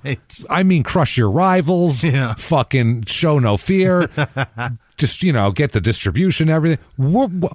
How long would it take you to make a plan for that? You go, whoa. Take me a few years to get in with them here, probably. For them to be able to trust. After a week, you'd be like, I think I found a hotel. Yeah. Down there. Okay, so that's step Seems to be one. a decent neighborhood. The TripAdvisor was pretty good reviews. It was pretty good. So step one, there's that. There's a nice restaurant in the lobby. So I got that. Now I'm going to work on how to become the actual drug dealer. I figured out where to stay. That's the thing. So Steve is gone. He's out of there. He ends up in Mazatlan, Mexico. Beautiful. Yeah, nice. He's doing fine for himself down there. So June 2011, the police investigation generated sufficient information for the police to now charge him with the murder of Stacey Adams, but they can't find him. They don't know where the fuck he is, but he's charged and there's a warrant out for his arrest. Not yet, though, because they have some loose ends to tie up. They figure out that he was driven to the airport and had the gun dumped by the Brittany Derbyshire girl. Okay, so this woman here. So what they do is they figure she's the key. She's not like a drug dealer. Right. She just kind of knows these people. She was somebody's girlfriend. Right. She's the weak link in this whole thing. Seems to be. Yeah, and all the murder, if it's going to have three hardened drug dealer kingpins or her, it's or probably a girl that blew one of them. Yeah. Let's talk to her. Let's talk to fucking blowjob Sally over here. So that's what we're going to do. May 27, 2011, police obtain authorization and a warrant here. The authorization permits interception and recording of communications of a number of people, including Brittany and Steve Skinner. So anything he has, but he's not using his devices here. Of course not. There were various locations listed where interceptions could take place, residence, motor vehicle, all that sort of shit. And there's a catch-all provision in the warrant permitting interception at other places when there's reasonable grounds to believe they were or would be used by any of the people here. So arrangements were made to intercept telephone calls from Brittany Derbyshire. And that's a 60-day warrant they had here. If you're a Wire fan, it's the 60-day wiretap. So Detective Constable Stephen Langill of the Does that mean his first name is Constable? I believe no, but it should be. That'd be a coincidence. Yeah. Hi, I'm Detective Constable Stephen Langiel. He's of the Halifax Regional Police Service. Was a lead investigator in this homicide here. He said that they weren't successful in getting any evidence off of this wiretap because Steve's gone and she's not like calling her girlfriends going, so, right. I don't know, what have you been up to? Just driving away from murder scenes, Had to dump a weapon. What an asshole. So stupid. He had to go, he's going to Mexico. I was like, why are you going to Mexico? Ugh, it's like so hot. But then he said Mazatlan, and that place is beautiful. I looked it up. I Googled it, and I was like, oh, that's nice. They have nice. a sandal, so maybe we should visit sometime. He said I couldn't go. I was like, why? Like, we can hang out and do whatever. And he was like, no, I need to be on my own. And I was like, who wants to be on their own in a hotel like that? And I was like, I think he's got another woman. I don't know, but I'm not even going out with him, so I don't even know what I'm talking about. Maybe that's what happened. Something I'm not sure. Similar. So that's all you're going to get, though. So what they decide to do is they have to do an undercover operation. They need to take this up a notch. Oh, boy. So the Canada's great with this. They're fucking hilarious. Yeah. As we talked about those Mr. Big stings where they'd set up this whole thing. They do a similar thing here. And all that shit isn't the admissible documentary anymore. about the two boys where the dad actually says the phrase "blow me down," and he's dead ass serious when he says it. Blow me down. Never say that shit dead ass serious.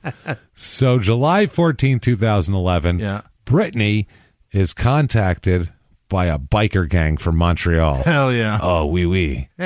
We sell the crystal methamphetamine and do the rape. It's we do so many rape, I don't even remember how many we rape. French Canadians. I don't know. We rape. I have lots of French Canadian bikers. Which that sounds like maybe the gayest thing I've ever heard in my life. And I don't mean that like, ew, that's gay. I mean a group of gay men. Right. That's the gang they would form. That's why French Canadian biker gang. That's why gays started wearing leather, because of the French Canadian biker gang. Well, yes, it was. If you look it up on Wikipedia. I'm sure that's what it is. French Canadian. It's very specific. But that's what I mean. This seems like a large group of very gay men have gotten together and said, we're going to make a point, goddammit.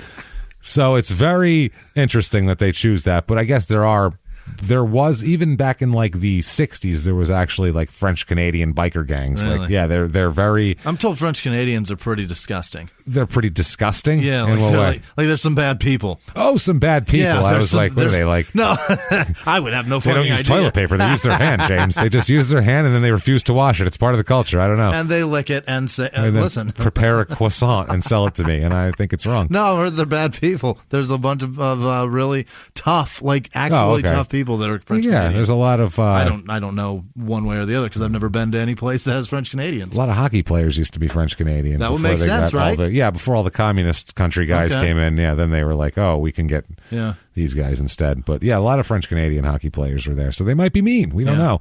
So this case, undercover operation carried out by the RCMP. Yeah. They prepared a document. This is so fucking funny the way they do this. The plan suggested that the scenario to be used should involve members of an outlaw motorcycle gang who were being adversely affected by the fallout from the murder. Right. Okay, so they want information so they can do whatever. So we can fix this. So we can fix it. Because we're going to rectify things. So they contact Brittany here. We're going to call Brittany and scare. Her name couldn't be any better too. It's literally Brittany. Like it sounds like some Stephanie or wait till you hear the car she drives too. You're like Brittany it's like a 2007 Toyota Yaris. Hell yes. You're like, okay, this is not like a criminal mastermind. No. Clearly, Brittany in her Yaris pulls up, and you're like, I don't think so. So. Come on, man. I know they got a DUI in one of those. Jesus, that's a bad fucking thing. That's embarrassing. We're going to tow it. Just keep it. He had to go to an impound lot and go, let me get my car back. Which one? The Yaris. The Yaris? The what? We were just watching 90 Day Fiancé last night, and they were in Ethiopia. Yeah. This woman has moved to Ethiopia, and they were trying to buy a car. In Ethiopia, they have like this crazy thing where the taxes there are like import taxes for cars are like 5 times the cost of the car or some some crazy shit. So literally a 2008 Toyota Yaris. Yeah. This is in 2020. This is happening. A 2008 Toyota Yaris was $22,500 American dollars. What the fuck? I was like, what? Then they had a 2001. Jesus. A 2001. Yeah. Jimmy, this thing, the you know the ones where the hood isn't like it doesn't close all the way. It's a little. That's how shitty it was. 17,000 American dollars. What the? So happens when your credit's shit here. Yeah, that's why the fucking mafia brings cars over to countries like that, and they sneak them in because they're fucking worth a fortune. Step the tax. Yeah, you can. That's unbelievable. You can sell it for a shitload and do all of that. So, wow. So this is pretty fucking interesting. Yeah. So they're going to be a motorcycle gang here. They get the operations approved, and Sergeant David Chubbs is designated as the cover officer. All right. Old Chubby Chubbs. It's his responsibility to design the specific undercover scenario and direct the operation. He's been a cover officer as well as an undercover operator since 2000. He's experienced. He's been in approximately 80 operations in various capacities. Okay. So he knows how to run an operation is what they were trying to get at here. So Jesus Christ. He said that in designing an undercover scenario, he does not want the target to be afraid. Yeah. So you approach a young lady with a biker gang because that never scares them, ever. I don't want to terrify Brittany and her Yaris. At best, I'm going to be gang raped. Right. That's not at best. That's not the scenario that you're looking for as a young lady, is what I'm getting at. And no. So he says he tries to create a situation of trust and an atmosphere where the target will want to talk. He says they're more likely to speak openly when they're not frightened. Yeah. Okay. Now, discussions between all the investigators, they decided that, Derbyshire was the best. Brittany, we're going after young Brittany. They said that it's not going to be an ongoing operation. It's got to be a one-shot scenario. They got to develop a cover story that's going to be believable, that requires immediate action, and she'll believe it, right? So they are representatives from a criminal organization in Montreal who had business dealings with Mr. Skinner and his associates and were being adversely affected by the homicide. That's the cover story. He described one of his officers here as a flamboyant Quebecer who was very experienced and would be able to present a very credible gangster. So he does that. This is they don't give his name because he's an undercover officer. Mm-hmm. They call him Corporal I.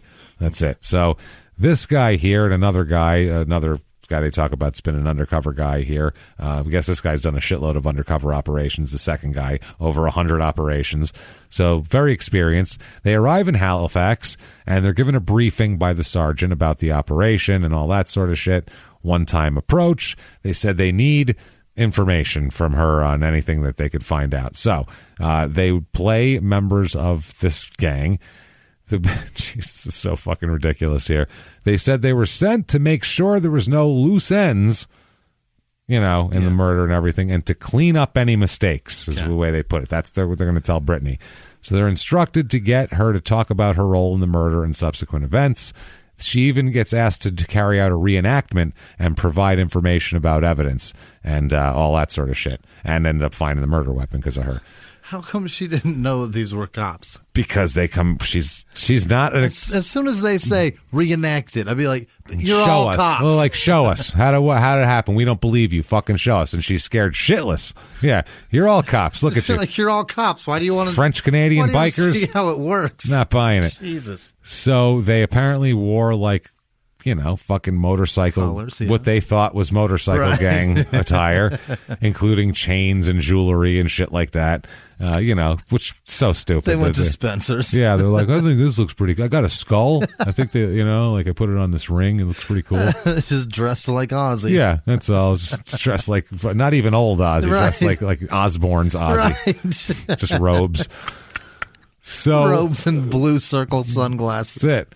So they rent a black Suburban with tinted windows, as most bikers do. Right. The plan is to contact her at her residence, which was an apartment in Lower Sackville, of course. Boy. And a police surveillance team went out to locate her. They parked the vehicle outside of her underground parking garage. This is like a whole operation here. She spent the night at a friend's house in Bedford and then she left to go home around 10 a.m. in her 2007 Toyota Yaris, which is the two-door hatchback model. Of course it they is. specify. Yeah, of course, yeah. She was located, and they informed the undercovers that she's about to come in there, so they're all ready. She arrived at her apartment building, swiped her access key to the garage door. She drove in. She's noticed this Suburban with two men in the parked outside entrance. And once they saw her car enter the building, they got out of the Suburban and just walked through the open garage door. Right. And it's a dim lit parking garage. So you have some French Canadian bikers approaching you. For a young lady, this is weird at best. Yeah. She's like, how'd they tell me to hold my keys in that self-defense class? Like, that's what you're thinking at that point. So she gets out of her car, notices them walking toward her quickly, and she starts to freak out a little bit here. They said they approached her very quickly and in an aggressive fashion. As they neared her, he pointed at her and shook his hand. Basically, it was like, hey, he raises his voice and says, Brittany, and then, motions to his truck, Brittany, jump in the fucking car. I need to fucking talk to you. Oh, boy. Those are the words he says. So she's like, doesn't even know these people. They tend to know her, and they want her to get in the car. Right. That's scary. Does she do it? Fuck yeah, she does it. Yeah, she's scared shitless. She got in the driver's seat for some reason, and I've never driven one of these. I'll get in. No, she got in. He put her in her car. Get back in your car. He sat in the passenger seat here, and the other cop stood directly outside the driver's door, so it couldn't be open. Okay. Trapped her in the car. Basically, there's some questions. Whether he heard anything from the outside, that doesn't matter here. She said the window was up, and both cops said it was down. That's how that worked. So, Jesus Christ. So, imagine this shit. She's scared shitless, obviously, as you can imagine. Once in the car, this guy says that he continued to be very aggressive. He spoke in a raised voice, stared at her, shook his finger at her, threatened her, scared the shit out of her. This is a tiny car. Oh, boy. To have a big guy who you're scared of on top of you in a tiny car like this, that makes it much, much worse.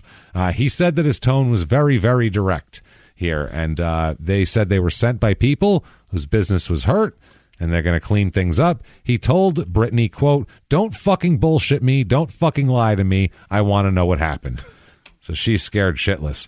She agreed that that's fine. Your business has been hurt, and I'd love to help you out with that. Basically, whatever I can do to get out of this car with you would be great. Whatever I can do to not hear you swear way too much and be unconvincing about it, I'd love to get out of here. That's the thing. He's like, cops love doing that. They're like, the fuck did you do last fucking Friday fucking night?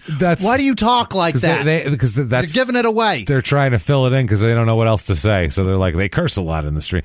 You ever hear on the Iceman confessions there, the tape between him and that's what I mean. The cop that's that guy setting him says up. it way so too what do you much. fucking what do you do with the fucking poisoning? You fucking do the thing with the fucking this and that, and you put it in his fucking ass, right? Fucking fuck him in the mouth, right? You fuck him, and even it's too much. Like it's over the top for us. Even it's a little off-putting. And even Kuklinski, he goes, "Well, there's a way, my friend. I can get it done." It's like, what do you do with this fucking cyanide fucking shit? You just fucking put it in the fucking. No, it's like it's real quiet like that. Yeah. Weird. Why are you swearing so much? This is strange. Very strange. It's no one else swear. How come you're swearing more than anyone has ever heard in my life? Right. Why are you acting like you're pretending to act like somebody else? Yeah, it's like you say fuck and that makes it I'm a criminal. I'm mean because I said fuck. That's what criminals do. Yeah. I don't know. Don Corleone didn't say fuck once. I didn't hear it. Never. So she immediately agreed to do this, and they said they were surprised. They thought there would have to be some. She would say, I don't know what you're talking about, and they'd have to go around in circles, but she was just like, okay, no problem. Do whatever you want. That's great. No problem. She said that she will later say when she was approached by them, she was very scared. She said they look like serious people or gangsters based upon their demeanor and dress. She was told by the man in her car that his business was fucked up in Montreal and that he knew that she was involved and had driven Skinner out of Nova Scotia, and he wanted to deal with the mess. And he said that he was there to deal with a rat who'd been talking to the police. Okay. So she said she certainly didn't want them to think she was any kind of rat, so she was more than willing to help them out in finding someone else to murder. I've never talked to the cops. In fact, I'm dumb and don't even know if I've ever talked to the cops. I don't know any because I don't cops. even know that I'm talking to them right now. I don't know anything. Yeah, I'm talking to two. I don't see shit. She said she was terrified of what would happen to her if she didn't provide the information they were looking for. So, within a few minutes, she was providing significant information. Like, this did not take long. Trying to save her own life. I don't even know if they needed to dress up. No. They could have just ran up and been like, fucking Brittany, or tell us some shit. She'd be like, okay. They could have worn their own badges. Yeah, you accosted a young woman in a fucking dimly lit parking garage. Right. She would have, you didn't need to do much more than that to scare her. In 2011? Yeah. Yeah, 2011. Women are very well aware that they are targets no matter where they go. Shit, yeah. So she gives up a bunch of information. She said she was aware of some evidence that was in Moncton and some in Fall River. She drew 2 rough maps on pages, which from a daytimer book she had in her car. She ripped pages out, drew the maps. Like, this is like... She's Anything doing to get everything. rid of you guys. I'm scared to death. Yeah, she's like, I'll call it my mom. Maybe she remembers something. I got baby pictures you want to see, possibly. Now, so apparently, the corporal here, the Corporal I, the one undercover guy, she says that he remained serious and aggressive throughout, and that she tried to appear calm because she didn't want to let him know that she was terrified and then have him think that she was a rat and then be murdered. She said she tried to be friendly and nice, although it did not change how he treated her at all here. So she said that once she told them about the location of the evidence and drew a rough map, he said he was going to, and then the corporal said, well, you're coming with us to Moncton to show us this shit. So she was like, uh-oh. So she said, the corporal here, the one undercover guy, said once they were in the car and he explained that, explained why they were there, that she became relaxed and cooperative, and she actually volunteered to take them to Moncton. Mm-hmm. And she says they made her go. Okay. So that's the discrepancy here with the undercover. So the sergeant there said that she seemed normal and not too nervous as well. He heard the corporal suggest that she take them to Moncton, and she readily agreed to do so. That's where it comes up whether the windows were open or not, whether he could hear that shit or not.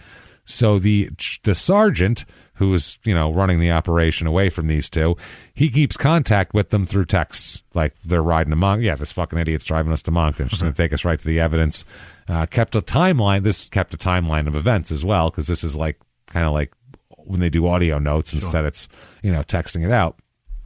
So it indicated that at 10:56 a.m., she arrived at her apartment. By 11:12, they were on their way to Moncton. So that's amazing. Yeah. In 16 minutes, she was voluntarily taking 2 gangster strangers to find murder evidence.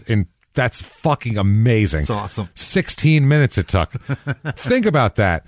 It takes them 12 hours to break a fucking murder. It took them 6 hours to get Brendan Dassey to admit to something, and he's challenged as fuck. Yeah, but 16 minutes. She's like, "Oh, I'll take you there. Let's go." Yeah, but he may or may not have done it. That's he didn't really know anything. This chick knows, and she did it, so for sure, it's different. And she wants the fuck out. I think she's trying to get this over with as quickly as possible here. Wow. So they end up going. There's all sorts of shit. They stopped at Tim Hortons. They did. They actually stopped at Tim Hortons. Swear to God. And service stations and restaurants. Oh, hey, let's get some donuts, eh? And she pointed out 2 locations where evidence had been disposed of. During the course of the trip, there were also more discussions about the Adams murder, which provided additional details and all that sort of shit. But basically, she wasn't there for the murder, and they kind of know that. So they're just getting after the fact shit. So she was allowed to keep her phone the whole time, but was not permitted to send or receive text messages without showing them to the guy sitting in the back seat to make sure she wasn't calling for help or some shit here. So she said she was very nervous, but she didn't want to give any indication of this. She answered any questions they had because she said she really wanted to help him clean up the mess. She didn't want him to think she was part of the problem. And when they were returning from Moncton, he began to ask questions about her family, and she was afraid that... Yeah, I don't want to answer these. I don't want her to... I don't have a family. Yeah. No, my parents died when I was 2. I'm adopted. No brothers, no sisters. I was left at a fire station. It's really rough. I was a lonely... I was raised by wolves, actually, in the Seen forest. Peter Pan? They wrote that about me. That was me. And also that Howie Mandel movie, Walk Like a Man. That's about me also. Just raised by wolves. So I don't know what you're talking about. It's the worst fucking movie. I used to love it when I was a kid. So did I. I loved it. I watched it all the time. I used to watch it too all the time. It was so stupid. Both of them. Yeah. He's so... You know what? So stupid I'm and gonna goofy, say it but out I was loud. 9. I don't care. I don't know. Howie Mandel's fucking terrible, but I loved him. That's not a hot take, Jimmy. Okay, Howie Mandel is he's not a fucking national terrible. treasure? No, he's Canadian also. All right, well, take him back, please. Yeah, you can have him. He's awful. We'll trade you for somebody else. He used to be funny, and then he became kid funny, and then he did 2 movies, and we've had enough of his shit. Then he became network game show funny, which means not We've had funny. enough of his shit. Don't say anything that wouldn't offend a 65-year-old church lady. Right. Oh, okay. Well, never mind then. Yeah. Never mind then here. So I loved when he would just go on stage and laugh and then just go, what? Yeah, he's all goofy. It was so funny. That was fun when you were a kid. Yeah, when I was a kid, I loved that shit. Put a fucking rubber glove on his head. I'm laughing. As a kid, you're like, if I had an act, that's what it would be. That's what I would do. When you're 8, that's how you say, 7. yeah. It's not clever. I don't have to think of it. I'm like, I have all that head shit in this house. And laugh and goof and everybody like, this looks great. And then you do that in school and you get in trouble. Right. That's what ends up happening. Or get my ass kicked. Or get the shit beaten out of you. Fuck you, Howie Mandel. Yeah, fucking Howie you Mandel. asshole. While people are pulling the glove all the way over your face and you can't breathe at all. It's blowing out like him. Right. Wait, I got to take a breath so that when I blow it, it pops off. Hold on. Please. So, fucking Howie. They get back to her apartment at 6:30 p.m. So this has been going on since 10-something this morning. Day. Wow. She asked whether she still had the clothes she wore on April 10th. That's what they ask her when they get back. And she offered to go to her apartment and get them for them. Okay. She is as cooperative. It doesn't get any more cooperative. Yeah, she's like Sammy the Bull level cooperative. Right. This is crazy shit here. So she offered to go up and retrieve them. The cop said no, that they would go up with her. We'll go up with you. You're not going by yourself. She said they were looking at pictures of her family and friends while they were in her apartment, which she was freaked out by. She said this made her very nervous. She described the corporal in the apartment as super aggressive. He said that he hoped that she'd told them everything so he didn't have to come back and deal with her again. Oh, my God. So she's scared shitless. So at that point, once she started to cooperate, and he said that at that point, he kind of changed his tone in the apartment where she said he was super aggressive the whole time. During the trip, 3 times he said he asked her if she was afraid, and she said she wasn't. He has said his reason for doing so is he wanted to make sure everything was voluntary because she was in a situation where people might be scared. Right. Yeah. Whether she says she's scared or not, right. She's fucking scared. You came up to a young woman in a dimly lit parking garage, which is right away the cliche of the scariest thing ever, right. And then forced her to take you somewhere in her. This is literally kidnapping. It took her out of her car, put her in your dark tinted SUV, which is basically the van of the 2000s, right? And fucking made her.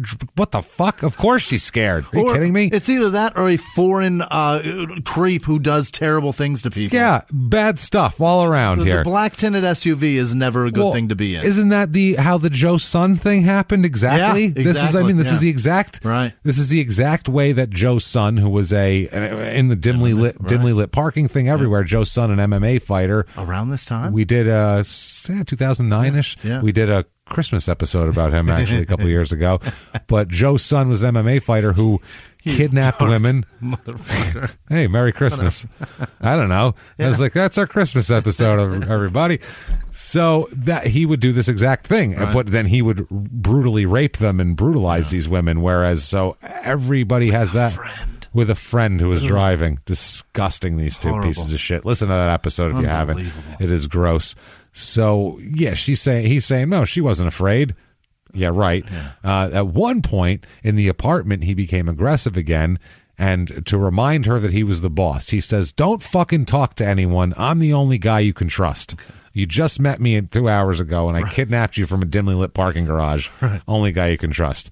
So, he got the clothes. They end up getting the clothes from her. She, they said that she had, they had general conversations on the ride there and back. The cops were saying they even told a few jokes once in a while and stuff. They did yell at her, raised their voice several times when they told her not to lie to make sure that she was telling the truth. And they said that the cops said that he did not remember being left with any instructions or anything like that to call her the next day or any follow-up. They left the apartment at 6:34 p.m. So that's a 7.5 hour ordeal here.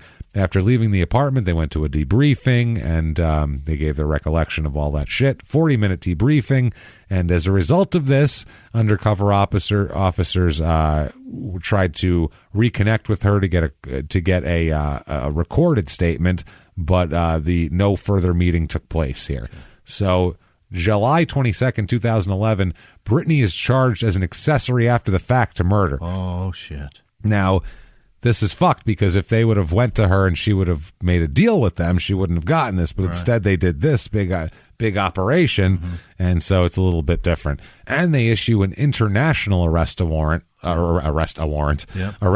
looking for Skinner. That's Interpol? I guess so. Yeah, probably. This is they must. I think they found out from her that he was gone, and they were like, "Well, we need to spread this out a little outside of Canada."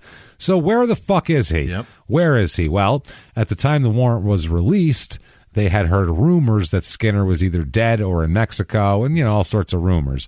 April of 2012, they got some mysterious pictures.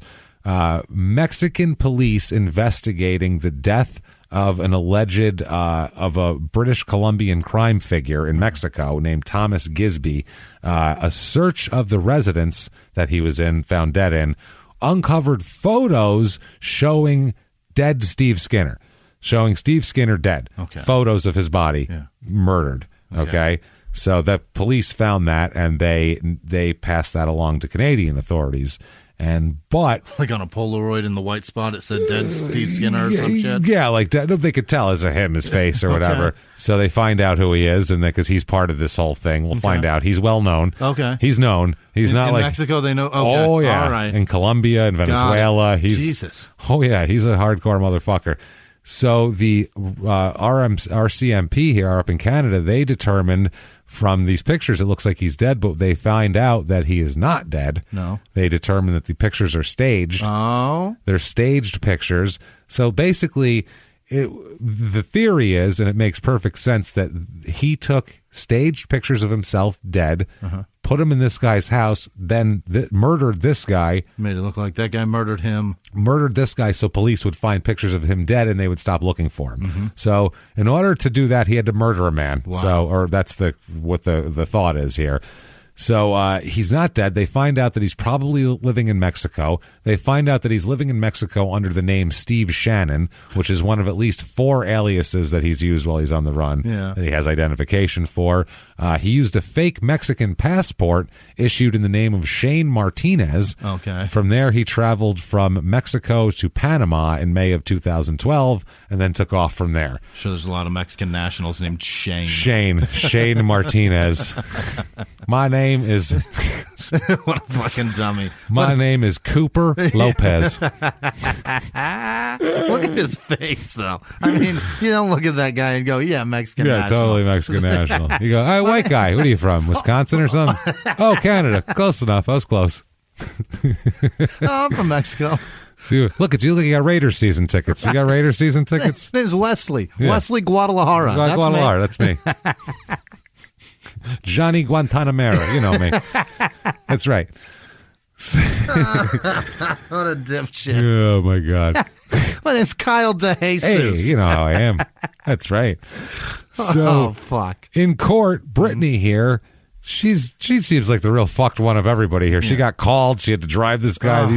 She's just been They've really put her through the ringer. Everybody has here. So in court, her defense is that she alleges that her statements to the undercover officers and the physical evidence obtained as a result of those statements are inadmissible against her under the statute because the way they did it, because all that Mr. Big shit. Right. You don't know, we did an episode on Small Town Murder where they caught a murderer like this. Yep.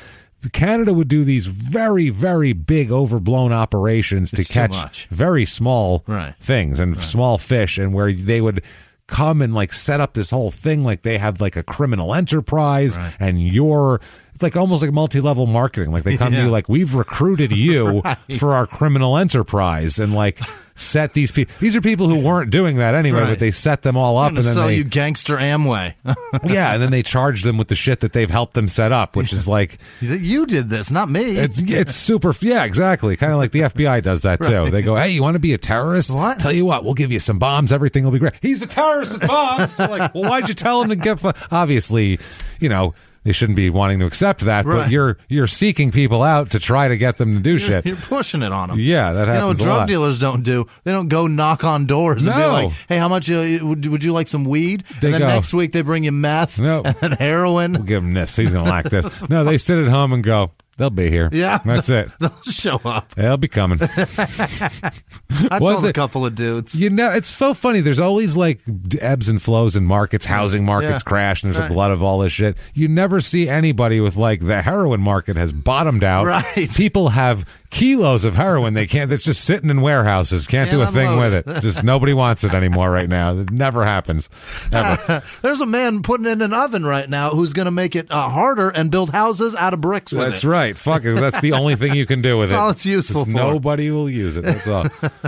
Jesus Christ. So, what she says in court is that it's the right against self-incrimination and the right to make full answer and defense. She says that the behavior of the two officers that were undercover amounted to functional detention of her, and therefore any statements which she gave infringed her right to silence. She said they basically took me into custody. Right. So if you take me into custody, because it wasn't like they met at a diner and they were all talking. Right.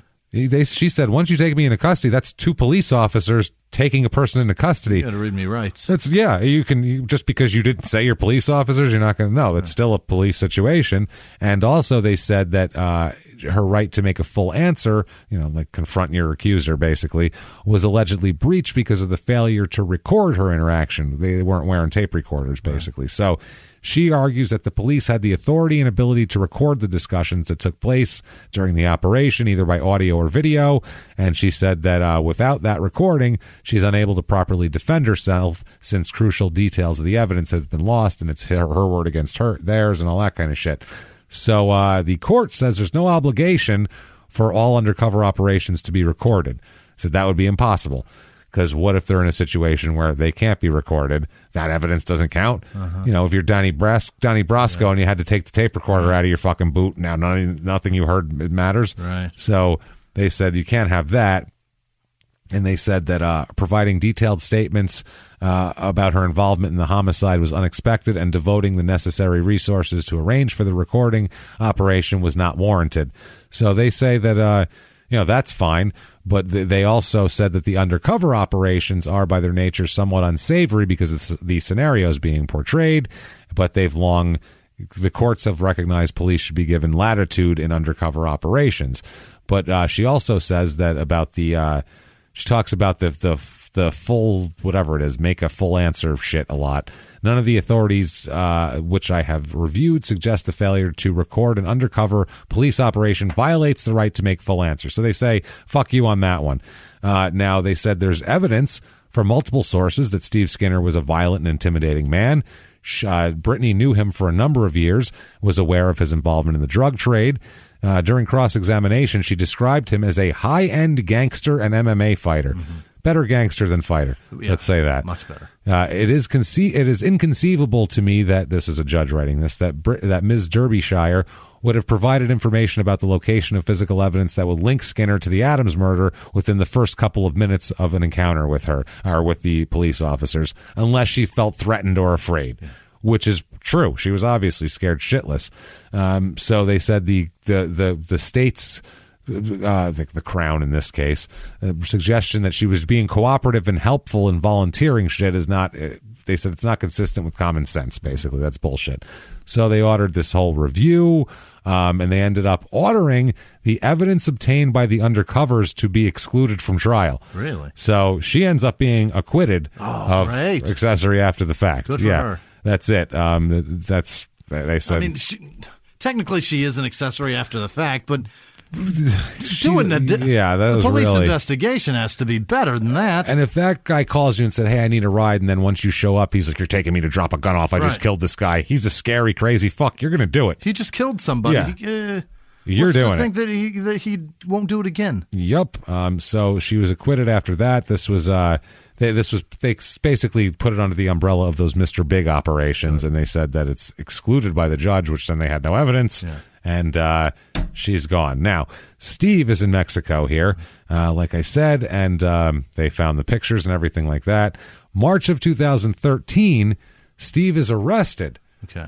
In Colombia. Oh. He's arrested by Colombian immigration police. Okay. I don't exactly know what he did to get arrested, but this was at the Medellin airport likely smuggling. In 2013. Mm-hmm. He was using a fake Mexican passport at the time, so that might have been it, and was fingerprinted and released before they found out who he really was. Oh, my God. So that's what ended up happening. They didn't even know who the fuck he was. Once they let him go and found out after the fingerprints came back, they went, "Oh, Jesus, the Kaiser Soze was right there. His name's not Kyle at all." Fuck, goddamn Cooper.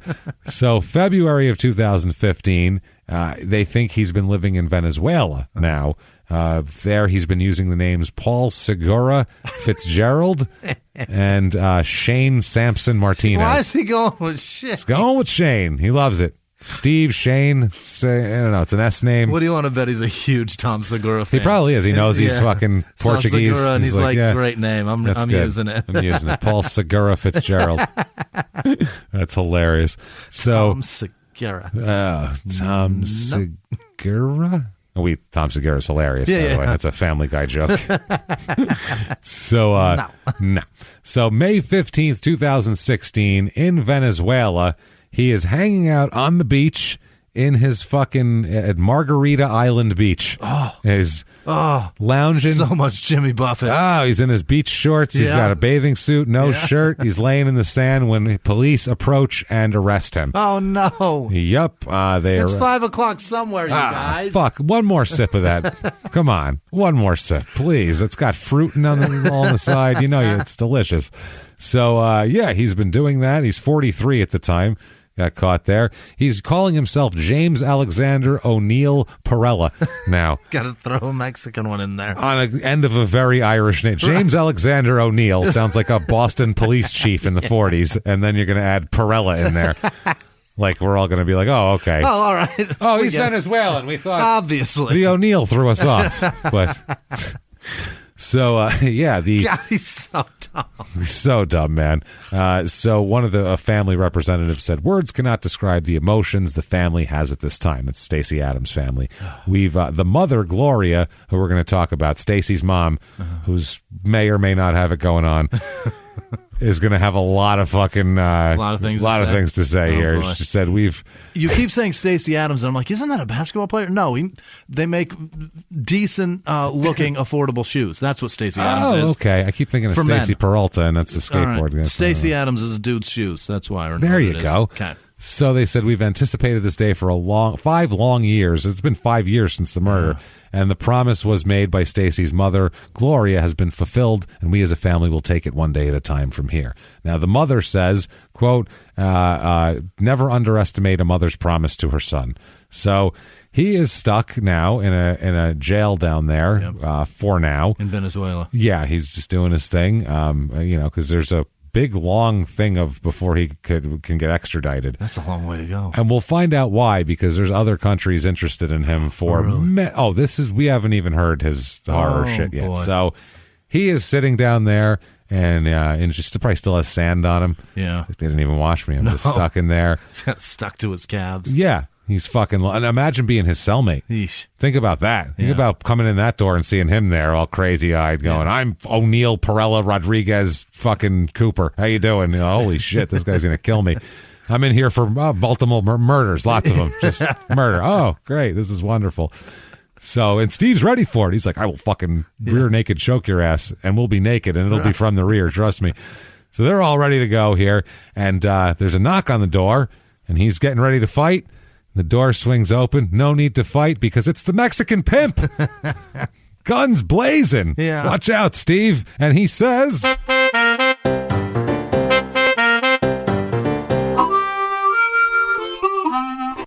is it you've come to arrive here? Why? Why are you here? This is my country. You come here? Yeah. I brought you here. I say, yes, you can work for me. We will be partners. Yeah. What you need to do is you get women and you sell them to people. That's how the business works. Right. And instead, you find it necessary to kill everyone in your sight. Why? Why you kill so many people when you can just find nice women? Yeah. You do whatever you want to them and you sell them. Gone. Away from you. Where is that Britney woman? We sell her. We get back at her with I sell her all over the bottom, all over the southern Mexican area. But, oh, you know what? You're useless to me. You're too violent. Poof! And then a poof of, I don't know, leopard skin and guns and tequila. He's gone. And Steve is very confused and wondering if it's the water. Yeah. And he's very fucking confused. So he was on Interpol's most wanted list when they caught him. Yeah, like most wanted in the world, considered armed, dangerous, and violent. His occupation down in Venezuela was listed as owning a tanning center. No. Yeah, tanning center. Yeah. Is that okay? I've had this talk many times with people that do comedy, and they go, "I'm a comedian," and I go, "What pays your bills?" Yeah. And then they go, "Oh, well, I'm a telemarketer." And I go, "You're a telemarketer." So you're a telemarketer. That's what you do. That's what you do. Right. Yeah, This then guy you do some comedy. This guy kills people and does drug lord stuff. No, you're a murderer and drug lord guy. No. You don't understand, Jimmy. He's got a couple. He was a clothier before, right. And now he is just a simple tanning. Yeah. Booth owner. Those are usually tanning booth owners get on Interpol's most wanted. Usually they are, yeah. I mean, they should be because that's the stupidest thing ever, but they don't usually. That's the thing here. So, he's in custody here. While behind bars, they said that he's still conniving. And they say in a report, Skinner is looking for ways to escape from prison, trying to bribe guards, and is actively involved in drug trafficking from his place of detention. Wow. Doesn't give a fuck. Still figuring it out. In Venezuelan prison, dude's running shit. He's running drugs, bribing guards, getting what he wants, he's trying to bribe people to help him to escape. Right. They won't help him escape, but, he's still making a shitload of money. So 2016, September, the Crown, Canada, they appeal Britney's acquittal. Really? One thing they have in other countries is there's no double jeopardy exclusion. Really? So if you get acquitted, they can appeal the acquittal. Whereas here, you get acquitted, that's it. Walk around. You're out. You got one shot and you fucking blew it. Marcia Clark, if she could have, would have definitely appealed the acquittal, but there was no appeal. She would certainly, I'm sure she hates seeing him on Twitter. That's tough. You get acquitted and they're like, not so fast. You might have to go through it again. So they end up upholding a decision that found that the police used intimidation tactics against her. And in a unanimous decision, the panel of 3 Court of Appeal judges said the court did the right thing by tossing out the evidence obtained by undercovers. Quote, I fail to see any other remedy that would protect the integrity of the justice system in light of Justice Wood's factual findings. So, June 7, 2017, they're finally going to extradite Steve. Okay. It's over a year. Yeah. So he's finally down there. What the fuck is taking so long? What is that? Well, we'll find out here. The court granted the extradition, the Venezuelan court, in October of 2016, but it took forever to go through. And the Canadian spokesman said they had to have all these ongoing discussions and timelines for surrender and all this type of shit. They were having trouble ironing out the details. An international criminal law professor named Robert Curry said the case shows how time-consuming the extradition process is and how Canada is at the mercy of another country's justice processes. Yeah, if they have a hold of him. And he says it's well known that Venezuela is in a state of political disarray and upheaval right now. This is when Venezuela was a fucking mess. It still is, but it was the beginning of it, kind of. And no doubt that it is that is contributing to their justice system not operating as quickly and as efficiently as it could. So he finally arrives in court in Canada there, and as he's taken into court, the Stacey Adams' mom is there, and the family's there, and everybody's shouting shit at him and throwing shoes at him, accusing him of murder and yelling and all that shit. It was Stacey's mom and about 3 dozen friends and supporters. So that's awesome. It's a lot of people, yeah. So she shouted, "Skinner, Skinner, who's this right here?" and pointing to her son, pictures of her son and all that sort of shit. And she said, I feel better now after she got to yell at him. I don't blame her. That's good. The crowd broke out in applause after he was taken inside to face his murder charge. And they had T-shirts saying, we stay on point like Stacey Adams. I guess he was on point. Okay. I don't know. So is that a slogan? So he's on point, motherfucker. What do you want? Shit.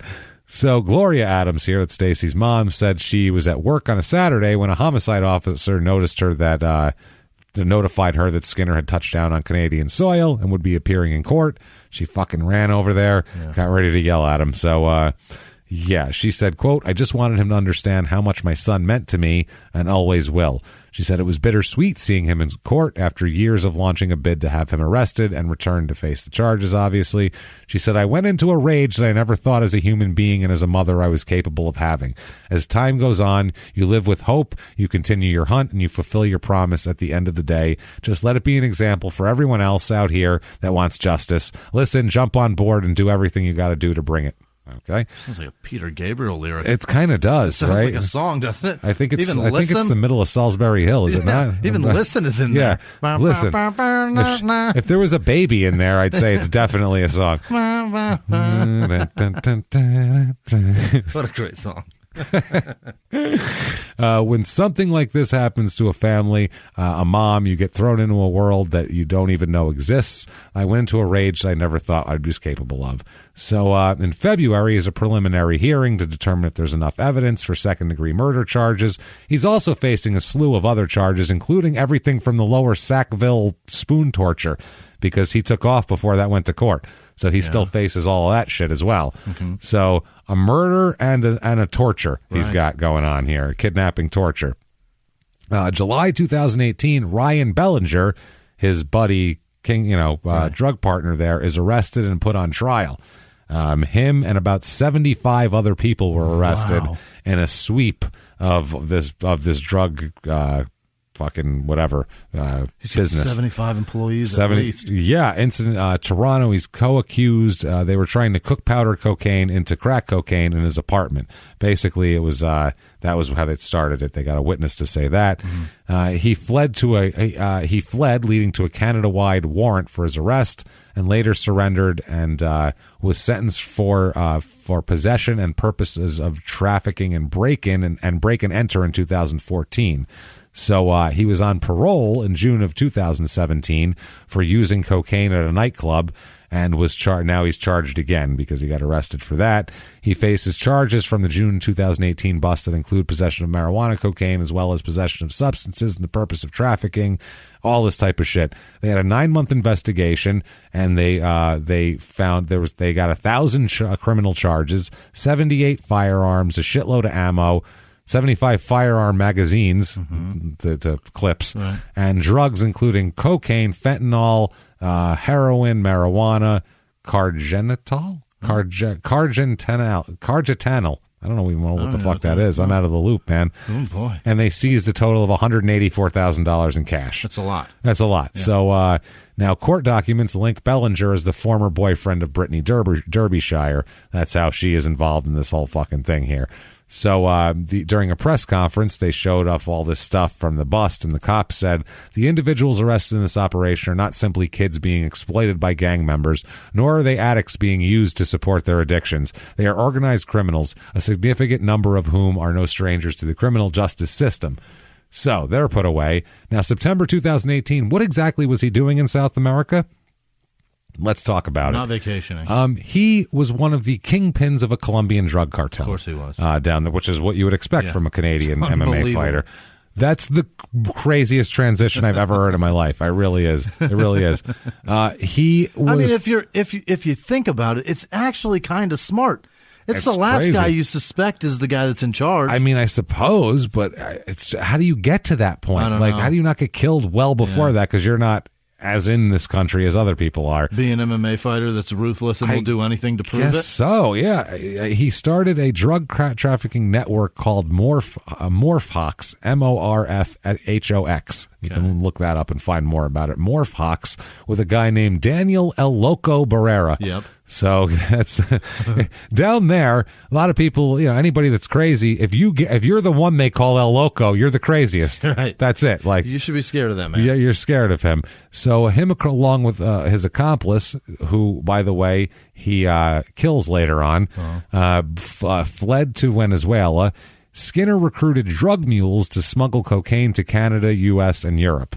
They said that the statement alleged that he recruited all these people to smuggle liquid cocaine to Canada, USA, and Europe. The trafficking ring targeted seniors and mothers to be mules, convincing them to swallow latex capsules filled with drugs. So these are swallowing balloons, basically. Skinner's operation said to have purchased passports, airline tickets, clothing, and expenses for mules going to and from Canada. So they're sneaking a lot of shit in that way. What a terrible job. Oh, can you imagine? No. Jesus Christ. It sucks enough flying. Eat this and shit it out for me. And then pick it out of your shit for me. Thanks. Right. That's great. Don't flush any. Yeah, we'll pick it right out of there. Oh, boy. So put a colander in your toilet and then... So the Colombian investigation into the Morphox ring began years ago and has resulted in the arrest of 27 people, confiscation of 46 properties, 12 vehicles, and 4 commercial establishments. Wow. It's fucking wild. They purchased drug mule passports and everything like that, and they would promise bonus payments when the people returned to Colombia to get more successfully. Yeah. So his partner was a guy named Frederic Lavoie, and he was from Quebec City. Yeah. He was down there with him. And an undercover agent said he decided in 2011 to work for the police, his partner, after he finished a prison sentence and found himself in a shitload of debt over a failed plan to smuggle drugs into Canada. He was fucked. He owed people money. Yeah. He had no other way out. So he went to the police, and they agreed to use him for investigations. He sought out his past connections and all this type of shit. Basically, a guy, Lavoie, agreed to set up an apartment in Montreal's Griffintown from which they would distribute cocaine.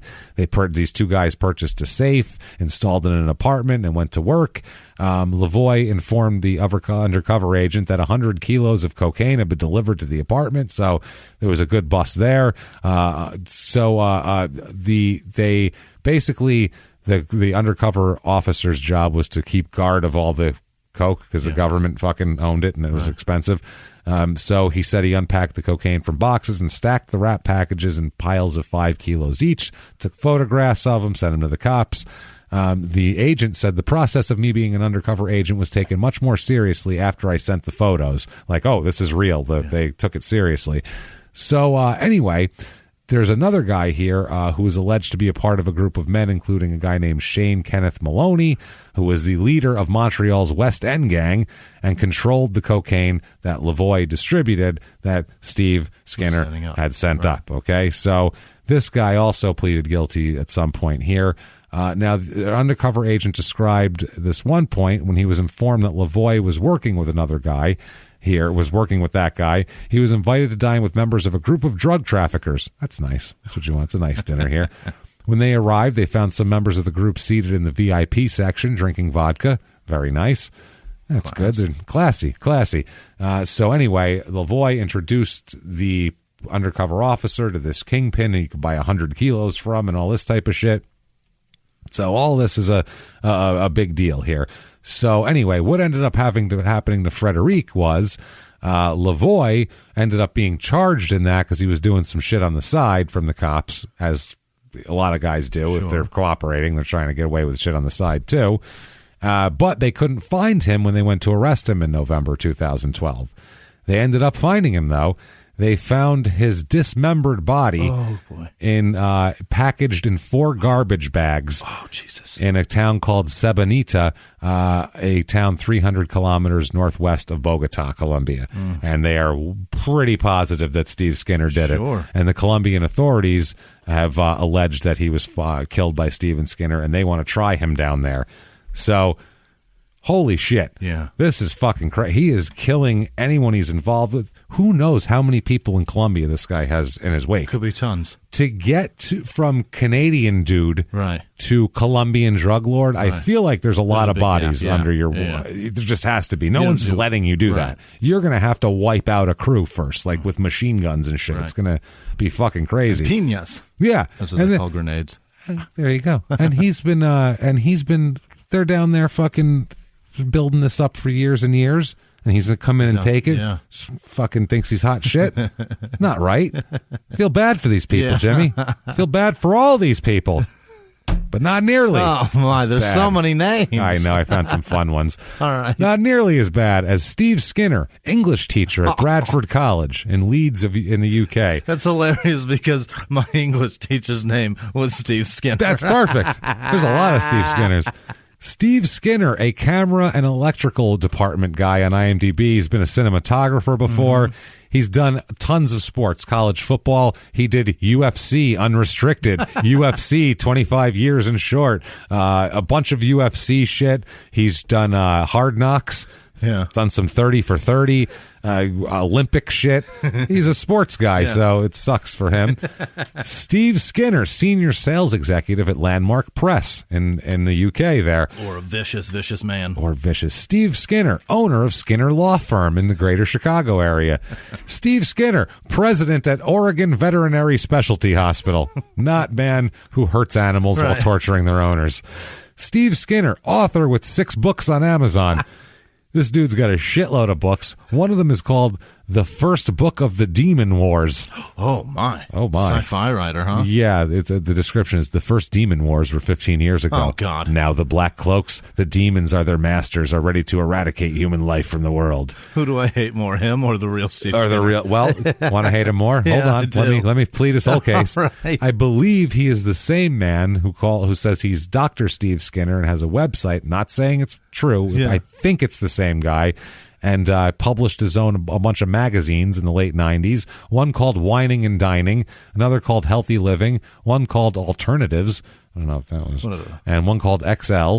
And then he was the publisher of a bunch of other shit, too. Gold Life was one of them. In 1998, he was responsible for launching and publishing the first full-color magazine on Feng Shui. What? What is it? Who gives a fuck? Feng Shui for Modern Living, it was called. Oh, my God. Which was distributed in 41 countries with translated editions in German and Chinese. Are you fucking kidding me? How many dentist offices are there? At its peak, the English edition sold over 121,000 copies a month. What the of Feng Shui? Of a fucking Feng Shui magazine. What the fuck? Holy shit. How did he know that was going to hit? Wow. And he was nominated at the PPA Awards as the UK Publisher of the Year. It's the UK print media equivalent of the Oscars. How the hell did he... In 2003, he went to Malaysia and Singapore to facilitate his researching into Feng Shui. Yeah, I'll bet he did. I'll bet that's why he went there. And helped find the International Feng Shui Association in Singapore, which is now in its 10th year. 2004, began publishing source works of ceremonial magic. What? The first title was good. This is just what it says here. Oh, my God. The first title was The Practical Angel Magic of Dr. John Dee's Enochian Tables. He is the worst. Opening the doors on real 17th century angel magic. Oh, my God. I repeat. Opening the doors on, quote, real 17th century angel magic. Right. Real magic from angels in the 1600s. Angels and magic in the same sentence. Angels, real. 1600s. Right. Okay. Wow. And then a whole bunch of fucking jerk. A complete 17th century version of the 4 books of Lemegeton are as used by any practicing magician. He then produced a new edition of 3 versions of the most famous, The Key of Solomon. I give up on this fucking guy. He's an asshole. And then finally, taking advantage of dumb people everywhere. I can't even read his stupid shit. Finally, Steve Kern, who played Skinner, the wrestler. And if you look up Steve Skinner, you get him. Oh, so poor Steve Kern. He has nothing to do with this. He was a member of the Fabulous Ones. Seems like a good guy. So September 2019, he's in court about to start trial on a second-degree murder charge, Steve is, in Canada. Okay. This is the Stacey Adams trial. Yeah. Second-degree murder, but just before it, The Crown tells the justice that they would withdraw the murder charge and instead file a lesser one of manslaughter, to which he has agreed to plead guilty. So they're going to let him get off for all of the shit he's done. This includes the kidnapping, torture, spoon torture of the other guy, and a full-fledged fucking murder. Oh, I hope the Crown has the balls. So after the... he goes in there. They put a suit on him this time. He's wearing a pair of glasses. They're covering up his tattoos and his sandy body that they found him on the beach there. So he pleads guilty to one charge of manslaughter. An agreed statement of facts will be presented during sentencing to outline why and how he was killed, Adams. His intoxication, Skinner's intoxication and paranoia were accepted as mitigating circumstances that led to the change in charges. Canada, you're too sweet. That is real. They're like, hey, just trying to give you the benefit of the doubt. When's the last time you've been drunk? I mean, you've been drunk, right? Shit. Last time I got drunk, I mean, I was playing hockey. I got in a fight with my best friend. So that's what happens there. We're still best friends today. I mean, it's okay. Because we were both drunk. We were that's real drunk. So, yeah. Little Donnybrook. So Gloria Adams, there's Stacy's mom, says, quote, I always raise my family to understand that there are no excuses in life. You can't use alcohol as an excuse. You're not going to use drugs as an excuse. There is no excuse for what happened. However, there are excuses given. Oh, okay. Full of shit. Now, why the deal? Why make the deal? The Crown Counsel, Eric Taylor, said that they spoke about at length here. They said that the Crown can't choose what evidence they're able to call during the trial. They can only go with what they have. He said that the Achilles heel of the case was that there were eyewitnesses who refused to cooperate. Really? Couldn't get people to... They're scared shitless. Yeah. It's a fucking Colombian drug lord. Right. They're scared of this fucking guy. So he said it would have been a different situation if they would have testified. He said he's aware there's a certain code on the street not to cooperate with police, but that must fall aside in the face of homicides. Well, it doesn't. It never does. Sorry. He said it's everyone's responsibility to step up to the plate and cooperate, not if you're in a fucking criminal enterprise. Witnesses here, he said witnesses they did have all came from a gangster lifestyle and were involved in drugs and criminal organizations, which means that they carry certain baggage, especially on the stand, to be torn apart by cross-examination. Credibility sucks. It sucks. So he said, we certainly believe them, but there is a chance that a jury might not. And because of that, there was a chance that Steve Skinner would walk free, and we weren't prepared to take that chance. So they said that it would become clear that, this is the only way to go. And he says that at least the manslaughter plea will hopefully be some closure for the family. And it's not, as we'll talk about here. At the time, the family was, during this, before sentencing, they're allowed to submit things and shit like that. And we'll talk about what they say here. He's been in custody, by the way, for 3 years and 4 months by the time he's going to be sentenced. Oh, no. So that's presumptive credit. By the way, the credit he gets for time served for that is a day and a half to every day. That's fucked up. So he gets a little extra. Canada, you are fucking sweetheart. That was part of the deal. Really? That was part of the deal. The state said that we've agreed to that presumptive credit. That was part of this deal they made. So he said that's the one thing we wanted to make sure came out of this sentencing, that the family would know what happened to their son, brother, and friend, that Mr. Skinner will accept responsibility for that, and that he will stay in jail. Oh, boy. And then the lawyer even said, this is the Crown guy, nothing is going to bring Stacey Adams back. The family has endured an arduous 8 years coming to this point. It's a situation where we've assessed the evidence and determined that manslaughter plea is appropriate. Now, they asked the mother, and she said that she's not pleased with, quote, anything that's going on here. Yeah. Stacey Adams. She said, not happy at all. Stacey Adams' mom. Stacey Adams' mom. Yeah. Gloria Adams, sorry. Gloria told reporters outside the courtroom she believes this is a murder case. She said that the justice system has too many loopholes and gives lawyers on both the Crown and defense side a game of chess to work with. She said, I disagree. This is not a manslaughter case. I feel there should have been more people charged in this case as well. Not just Stephen Skinner, but I'm thankful for one thing. I'm thankful that he told the truth. My son wasn't killed, or that he told half the truth.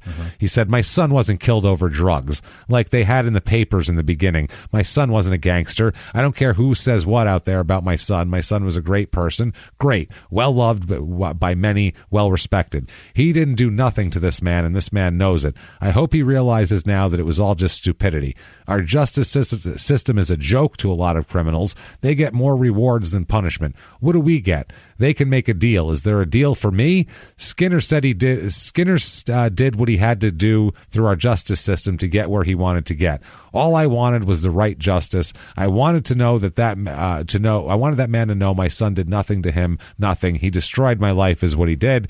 She said, this is the rest of my life. This is my son gone. My grandson's gone. But at the end of the day, when you grieve as deep as I've grieved, it's just about love. It's about how deep and what bond you had with your child. Okay, but you can't just say that he was over not just a guy who sells nickel bags. Right. He's over a fucking... He's a lunatic's house, a bad man's house. It's a drug house. He's over there to buy drugs. Even what would he just come over there to hang out, see if the game was on? No. Worse over, a guy that's involved that deep is... There's nothing endearing about that person that you want to hang out with him. That's what I'm saying. He's never a cool guy. It's not a social. It's not. No. He doesn't have social. He doesn't have time for that. He's a businessman. That's the type of shit where you're like, come on, it's okay. It doesn't mean your son's a terrible person because they were buying weed. Gloria, your son doesn't deserve to be murdered. Weed is legal in Canada now, so it's like, you know what I'm saying? Now like, he's murdered for nothing. It's nothing. He was buying weed. That doesn't mean he's a bad guy. No. He put himself in a situation he shouldn't have, but that doesn't mean he should have been murdered. Obviously, so it's one of those things. But Gloria is Canadian and very kind. Yeah. So they said in a radio interview, the family said that they hope that he spends the rest of his life in prison. The Stacy's mom addresses the court when sentencing comes around. She said, the best part of me died on April 10th, 2011. My heart has stopped and it's been replaced with a crushing pain. I will never be the same person again. She said it took her 5 years to be able to work again and described what she's been diagnosed with PTSD. She said, I wake up in the middle of the night. Sometimes I forget it happened and I feel like he's in the room. Then when I get up, the reality hits me that he's actually gone. He said, these nightmares are the scene, everything that happened in that house, right down to his body being put into my car. He had an opportunity, he says about Steve Skinner, he had an opportunity to stand up. He didn't say, if they said, what do you have to say for yourself? And he said, nothing. Didn't say shit. She said, he had an opportunity to stand up and address me in there, and he chose not to, and that's what cowards do. He is a coward. That's true. And the judge says, man, you, sir, may fuck off. 11 years. Oh, boy. Oh, by the way. A 4.5 credit served. Credit served. He's got about little less than 8 left, should be out in 6. Wow. For torturing a person and cold-bloodedly murdering another person. Unreal. You get nothing. Unbelievable. That's fucking wild. That is crazy, and man. We got dudes serving life for weed. It's fucking wild. Holy shit. He said, in these circumstances, we are aware of the facts that would indicate Mr. Skinner was extremely intoxicated under the influence of both cocaine and alcohol, as well as a combination of lack of sleep. Here, that would mean extra. Right. That would mean, well, you shouldn't have been doing that, stupid. Right. You put yourself in a position where you couldn't possibly judge correctly, stupid. Why'd you use illegal substances? And then not sleep. Right. Clearly, you were going to kill somebody. So they said in law that would result in the Crown perhaps having a difficulty proving the intent to kill, given his intoxicated state at the time of the offense, and therefore the charge of manslaughter was appropriate. Stacy's mom finally says, had my son pulled a gun on this man and this man shot back, I get it. I could totally understand. But my son did not have a weapon on him in the house that day. He was shot 3 times in the back. Where's the justice in that? In the back? In the back, yeah. Because he was trying to run away because he had pulled a .357 on him. 44. 44, sorry. Yeah, so it's fucked. Can't get enough of Steve Skinner? Oh, boy. Well, he'll be out soon, so, I mean, go to Canada. Hopefully hasn't had enough. Yeah, stay away from him, as we'll just say that. Hopefully he won't. Let's stay out of Canada in a couple of years, just for a while, just in case, because we made fun of him pretty good. There was a change.org petition to Justin Trudeau there, the Prime Minister of Canada, based on this, called Stop the Gun Violence, Enough is Enough, Justice for Stacey Adams, and they were asking that the federal government change the stipulations regarding violent criminals seeking bail. They're saying he shouldn't have been there because he should have been in jail from the first thing awaiting trial. He should have never had the chance. Seeking bail, those who pose a threat to the public. The petition is closed now. It had had 2,330 supporters in total. Don't know what ended up happening with it. Maybe one of our Canadian listeners can tell us, but that is Steve Skinner. Good grief. And his murderous MMA ways. Oh, boy. More I hope South America gets a hold of him and charges him later. I know. More of a drug dealer than an athlete, really. I mean, he did way more criminal shit than this barely even crime in sports. It's just, drug dealer who wrestled around a couple times with some other dudes in their fucking shorts on a mat. What an asshole. What a fucking asshole. Steve Skinner, you suck dick. And please don't kill us. There you go.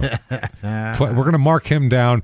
I think he goes down very high on the scummy award list of most likely to find and murder us. For right? sure. He's he's the front runner for that award right now. Absolutely. Yeah, totally. So if you enjoyed that episode and you hope he doesn't kill us, tell us about it. Say, I hope they're not murdered. Get on Apple Podcasts. Give us 5 stars. And that can be the thing you say. I hope some crazy MMA fighter doesn't murder them. That would be wonderful. It helps us out a lot. Helps drive us up the charts. So please do that if you haven't yet. That is helpful. Go to shutupandgivememurder.com for everything crime and sports and small town murder. We have all the stuff.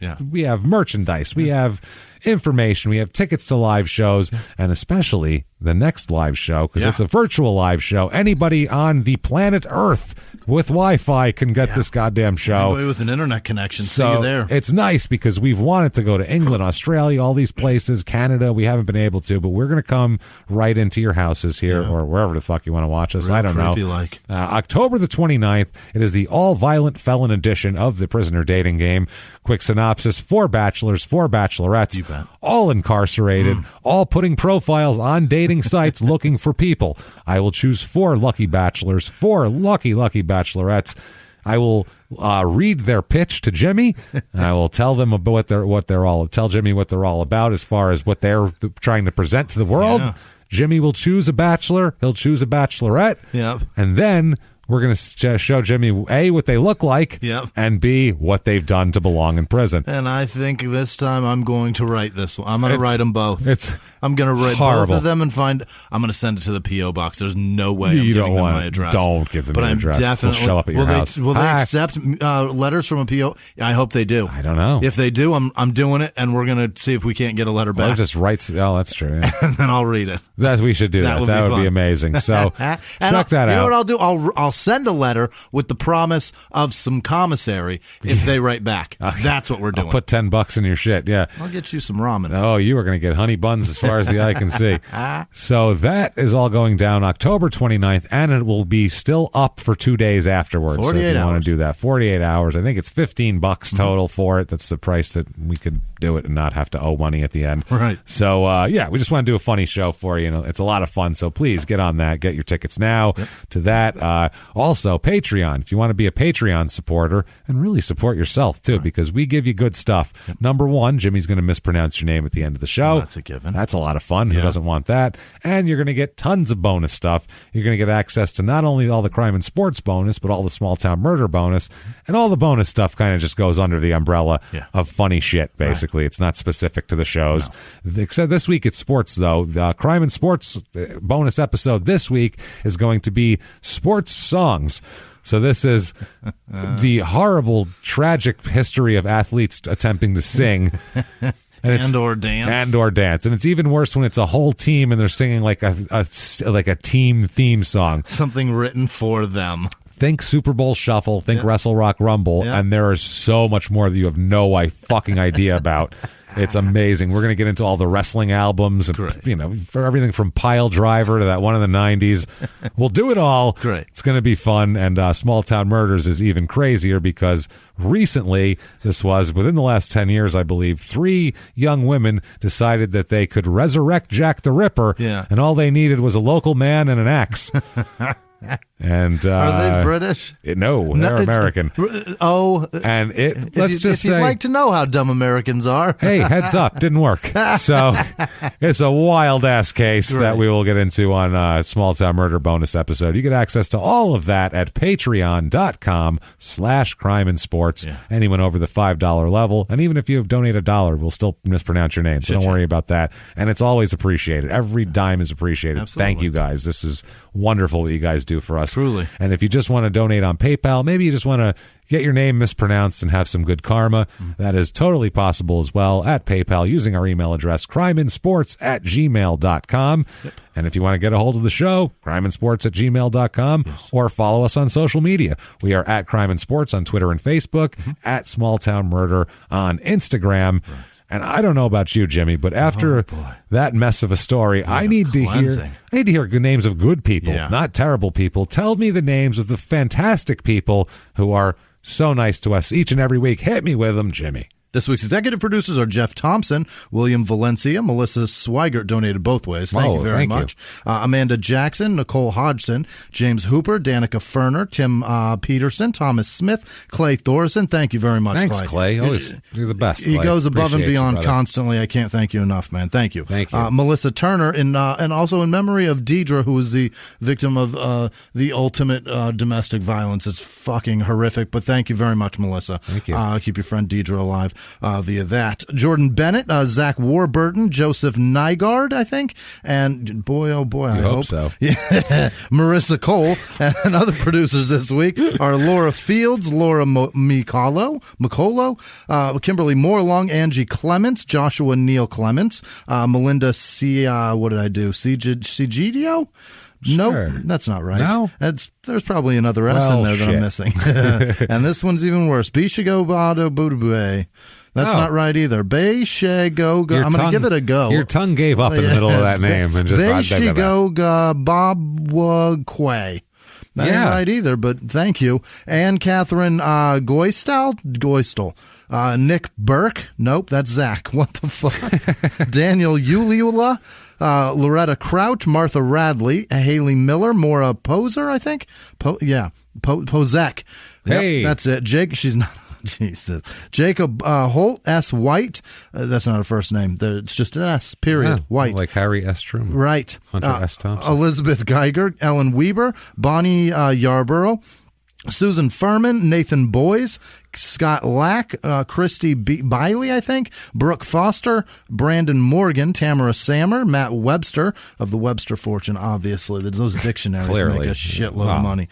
Kelly Escobar, Brandon Morgan, Tamara Sammer, I said that. Matt would know last name, Joshua Anderson, Catherine Goolsby, Laura LeBlanc, Bradley Hughes, Eric Hansen, Stacy Fries, Justin Long, Caroline Stahlgren, Carolyn probably. That's a proper woman's name right there, Stahlgren. I don't know. Danny Burgess, Carol. That's what I do in my head while I'm writing this. I'm like, that's a proper gal there. I have no fucking idea. That's a hell of a name there. Never met her. Carol Dolgan, Danny Burgess. I said that. What is this? Poib Fair, Todd Prince, Shanika Freeman, Colin Dean, MJ Jularbel. God damn it. Stephanie Cerniak, Eden Kosar. Is that Eden or Eater? I don't know. Robert Larson, Katie White, Cecilia Erickson, Rebecca Oxford. Oh, the Oxford Dictionary. Oh, Jesus, they're fighting. So much. Hey, listen, guys, we're not going to take a side. We're not going to take a side in the dictionary war. I know you want us Oxford, to. Webster, like the Hatfields and McCoys. I mean, we're not going to do it. You guys put whatever words you want in there. Because, I mean, then we got to get into the Britannica people. Right. They also want to take their side. We're not fucking doing it. Whichever one has whatnot in it is the one that can go fuck themselves. Chase with no last name, Misha Robinson, Rebecca Johnston, Shaylin Warren, Dustin Thornton, Tiffany Madori, Matter. I don't know. Chris Beddard, Mackenzie Hole, Joe with no last name, Elizabeth Gray, Michelle Fournier, Laura Fritch, Brianna Gallagher, Whitney Lentz, Jason Bird, I hate cream of mushroom. Don't blame you. I don't know. Gross. It makes a nice if you mix it with other things, I think it's okay. But you don't want to eat it with a spoon. I think green bean casserole is the only thing that it makes. I don't eat Outside of that, nobody eats that shit. The only casserole I eat is lasagna. That person's on to something. or something. Ashley with no last name. Alex Zanger, Cameron Burke, Dana Miller, Chief Stride, Lori Blair, Michael Malitz, Eye of the Newt, Aurora Borealis. I guess she's a witch. Rachel Schmidt, Nick Lalogia, Eli Jones. I know that was a lot of assumption. Monty Python. Well, it's a Monty Python. Right. Yeah, I get it. Lauren M. Thorpe, Aaron Siestra, Corinne Cook, Benjamin Benjamin with an E? I don't know. Amanda Benjamin. Shahheim, S-J-A-A Heim. Shaw, right? I don't. Yeah. Jesus. Jules Bro, Damaris Crump, Love Bond. That's easy. Victoria Blocker, Taylor Zuber, Adam Slade Bennett, Selena Herrera, CJ with no last name, Holly Barnes, Emily Evans, Joe Pezzi, right? Danielle Gindra, Ruth Twing, Candace Olevnik, G. Wayne Peterson, Meredith Honkanen, who also sent a really nice email, and for whatever reason in my head, I can't remember it right now, but it was great. Thank you, Meredith. Appreciate you. Ray Sanders, Brett Arkin, Chase Twig, it's Cassie. Sorry, Jesus. Brianne Poland. Wow, big difference. It's a different gender entirely. Well, maybe. Who knows? Again, assuming. Yeah, a witch? A lot of us. Jamie Carter, Alicia with no last name, Ashley B. Mac. Nope, that's Moz C. Jose. Is that Jose? Lizaraga, Leah Dickey, Ernestine Bien Ami, Aaron and Matthew May, Adam Cheney, Slum Nuts, Mike Swede, Natalie Elrod, Dawn Juarez, Michael Kerwan, Molly Jimerson, Matt Bush, Duran maybe, Peterson, Paige Stupiensky, Christopher Sietz, Mahzeen Amin. You're on a roll, Jimmy. I know. Jason McFadden. Go, Jimmy, go. Olivia Hanna, Dawson Rubb. I think that's Rubb. 2 B's is Rubb, yeah. Meredith, no, that's Mr. Middletown and Silly Lily. Bob had a boy and it's a boy, obviously. Wow. Well, they wrote it all together. Bob had a baby, it's a boy. What was that? 1-800 collect? You said Bob had a boy, it's a boy. Did first. Yeah, you said Bob had a boy, it's a boy. Listen, I'm a dummy. Yeah. Amanda Feliciano, Tammy Smith, Olivia Hanna, I said that. Dawson Robb, I said that. Brad Miller, Jim Wells, Leslie Graham, I think that. Yep. Amanda Huber, Angelella. Fuck. Kendra Reeder, Colin Almost. Burke. Well, listen, if you can hear this, I am struggling. My fucking ribs are crushing me. Nicole Bauman, Vicky Brown, Abby Puckett, Grant Sullivan, Ashes Murphy, Glenn Swain, Beck Slack. Yep. Veronique Elwood, Lindsay Wilson, Nick Beckloof. Fuck. Is he a Montreal? Yeah, is he a Canadian biker? French-Canadian biker? I'm sure he is. Okay. He's got chaps and all that. Oh, no. Zachariah Harris, Kimberly Keller, Kaylee Kudulis, Monica Lemmings, Haley Wigant, Charles Young, Jason Pruest, Brooke with no last name, Dylan Shaw, Jordan Simmons, Bruce Friedlander. Did I say Jordan Bennett in the other one? I think I did. Jordan Bennett. I'll say her again. She's the best. I just saw Jordan. I was like, I don't know that I read that. Bruce Friedlander, Jason McFadden, Patty Kelly, Josh Doyen, Jesus, Guy Amster, door-to-door salesman, Lisa Leach, or Jeech, that's what that is. It's a J, not an L. They're spelled a different way. James Wines, Anna with no last name, John with no last name, Ron McClaskey, Beth Casto, Adam Tunnel, Erica Fox, Angela Hayes, Teresa Green, Tom McLeod, Laurel Clark, Megan Spivey, Cameron S., Sherry Harrington, Slug Bugley, Amy Navarrete, Kaylee Curtis, Kayla Quarles, Natalie Thompson, Jane Stradwick, Avery Pollock, M. Johnson, Abby Golder, Jen Holder, Betsy Nelson, what is this? Primecca, Rich. Fuck. Emily Dennis, Steve Westerberg, Ultramus, what? Ann Garman, Ryan Finke, or Fink, Colin Kemp, Caitlin Blum, Beth Kay, Jess Fumana, Rochelle Hurd, Amanda Lohman, Holly Scott Jones, Michelle Frazic, Marcy Abrams, Wyatt Anderson, Elizabeth Rapp. Holy shit, we're not done yet? God damn it, this hurts. These people are awesome. Yeah, thank you guys so much. Patrick Hovey, Arana, nope, that's Hannah. Hannah Hicks, Mallory Fanton, Andrea Hansen, Hannah Orme, Tori Durden, Katie Fee, Celeste Sibert, Abby Lewandowski, Catherine Merchant, Melissa Lowe, Deborah Tarum, Isaac Ibarra, Scott Bussain, Busain. Jillian Clannon. God damn it. Gabriel Blazaz. That's a tough one, man. Christopher Turnbull. Sarah with no last name. Noah Satizabal. Right? Because it's Spanish. Yeah. Not sad as a ball. Not sad as a ball. Probably not sad like my balls. Like a license plate. Not sad like a 40-year-old's balls. Sad like my sagging balls. Megan Cook, Christopher Turnbull, I said that. Nicole Rooney, Harry Penis, of course. Melissa Ricks, Jenny Bukowski, Dana Eastman, Walker Mock, Kira Makutatis, Elijah Vale, Ariel Childress, so well. I know, Sundance Lafort, Lil Drumgold, Jamie Hensley, Elizabeth Long, Paul O'Callahan, Jorge Torres, Lori Smith, Ola Cerniaca, Dakota Harrington, Greg Cox, Juan Chito Suarez, Rachel Sincere, I think, Ashley Vio, James Martyr, Megan Van Sweden, Wayne Cooper, Pretty Bookworm, Ashlyn Dean, Thomas Smith, Susanna Platt, Camille Heath Pritchard, Ryan Cook, Cesar Oregon, Frank Tripodi, Peyton Meadows, Issa Kafina, Sean Lucas, Andrew Hughes, Rachel Becker, Olivier Oliver, God damn it, Mackenzie, Janice Kraft, Ryan Moss is a bitch. I don't know if you know that. Wow. I know that. It's aggressive. Kiara Holland, Brittany Lewis, Amanda Knight, Eric Warnham, Caitlin and Angela, George Washington King, all right, Shelby Landolt, Elizabeth Zohar, Katie Hennessy, Rachel, nope, that's Elizabeth Fernandez, Lindsay Gilbert, Monica, Moniki DeLuffy, Monkey DeLuffy, I don't know, Heather Overhouse, Darius and Zozja, Koranzewski. Wow. Probably not. Carly Mann, Krista Medler, Bren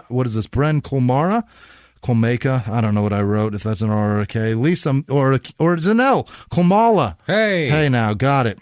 Lisa Mueller. We don't know. I don't know. Michelle Kelso, Julia Schuster, Alyssa Linnell, Anne-Marie Bacon, Lauren with no last name, Jake Holt, Darnell Nix, Zachary Comeau, David Barnhart, Janice Hill, Delinda Andrews. Hang in there, girl. She sent an email that was brutal, man. Hang in there. Sorry about that. It's going to get better, I hope. Katarzyna Niedzolka. I'm getting fucking great at that one. Abdul John. Anne-Marie Bacon. I said that. Darnu Nix. Nick Romeo. Zoe Borders. Mike Tappy. Cassie McMahon. Shane Anderson. Corey with no last name. Mac Ray. I think that's Mac. Yes, Mac Ray. Jake Holt, I said that. Megan Ariza, Lauren Vogt, Alex with no last name. Shannon Kampf. Maria Peak, Shawnee Boswell, Lisa Olson, in honor of Pregnancy Loss Awareness Month. I don't know if you know that was this month. I didn't. Alyssa Linnell, Brendan Abels, Nancy Little, Oscar Cortez, and Sanel is Siwi Nintini. Somebody named Closing strong, Jimmie. Nintendo. Thank you guys, truly. You changed my life. Thank you, everybody. Thank you from the bottom of our hearts. Yeah. Honestly, you guys are the heart and soul and engine and everything in this show. Thank you. We cannot thank you enough for what you do for us. If I knew how to pronounce your names, I would have been saying them while I was sitting in that bed. Thank you all, truly. Honestly, this is... without you guys, I wouldn't have been able to do that. Yeah. So many things you have no idea where we go, wow, thank God that people are nice to us. So thank you so much. What if people wanted to get a hold of you, Jimmie, make sure that you weren't dead? I'm on social media at Whisman Sucks. Where are you? Oh, you can find me at Jimmie P is funny, and I'm just copy and paste my name if you feel like it, if you're that intent on finding me. Yeah. Otherwise, it's been a wild show. Yeah. And coming up the next few weeks, we got Kurt Angle, we got Charles Barkley, we got a lot of crazy shit coming up. So fun. And we'll keep coming back each and every week. I can't wait. And live from the Crime and Sports Studios, we will see you next week. Bye.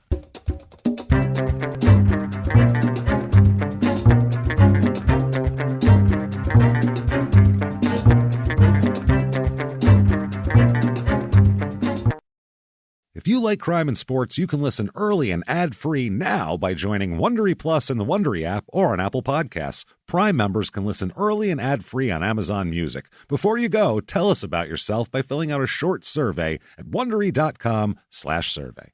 A few miles from the glass spires of Midtown Atlanta lies the South River Forest, In 2021 and 2022, the woods became a home to activists from all over the country who gathered to stop the nearby construction of a massive new police training facility, nicknamed Cop City. At approximately 9 o'clock this morning, as law enforcement was moving through various sectors of the property, an individual, without warning, shot a Georgia State Patrol trooper. This is We Came to the Forest, a story about resistance. The abolitionist mission isn't done until every prison is empty and shut down. Love and fellowship. It was probably the happiest I've ever been in my life. And the lengths we'll go to protect the things we hold closest to our hearts. Follow We Came to the Forest on the Wondery app or wherever you get your podcasts. You can binge all episodes of We Came to the Forest early and ad-free right now by joining Wondery Plus.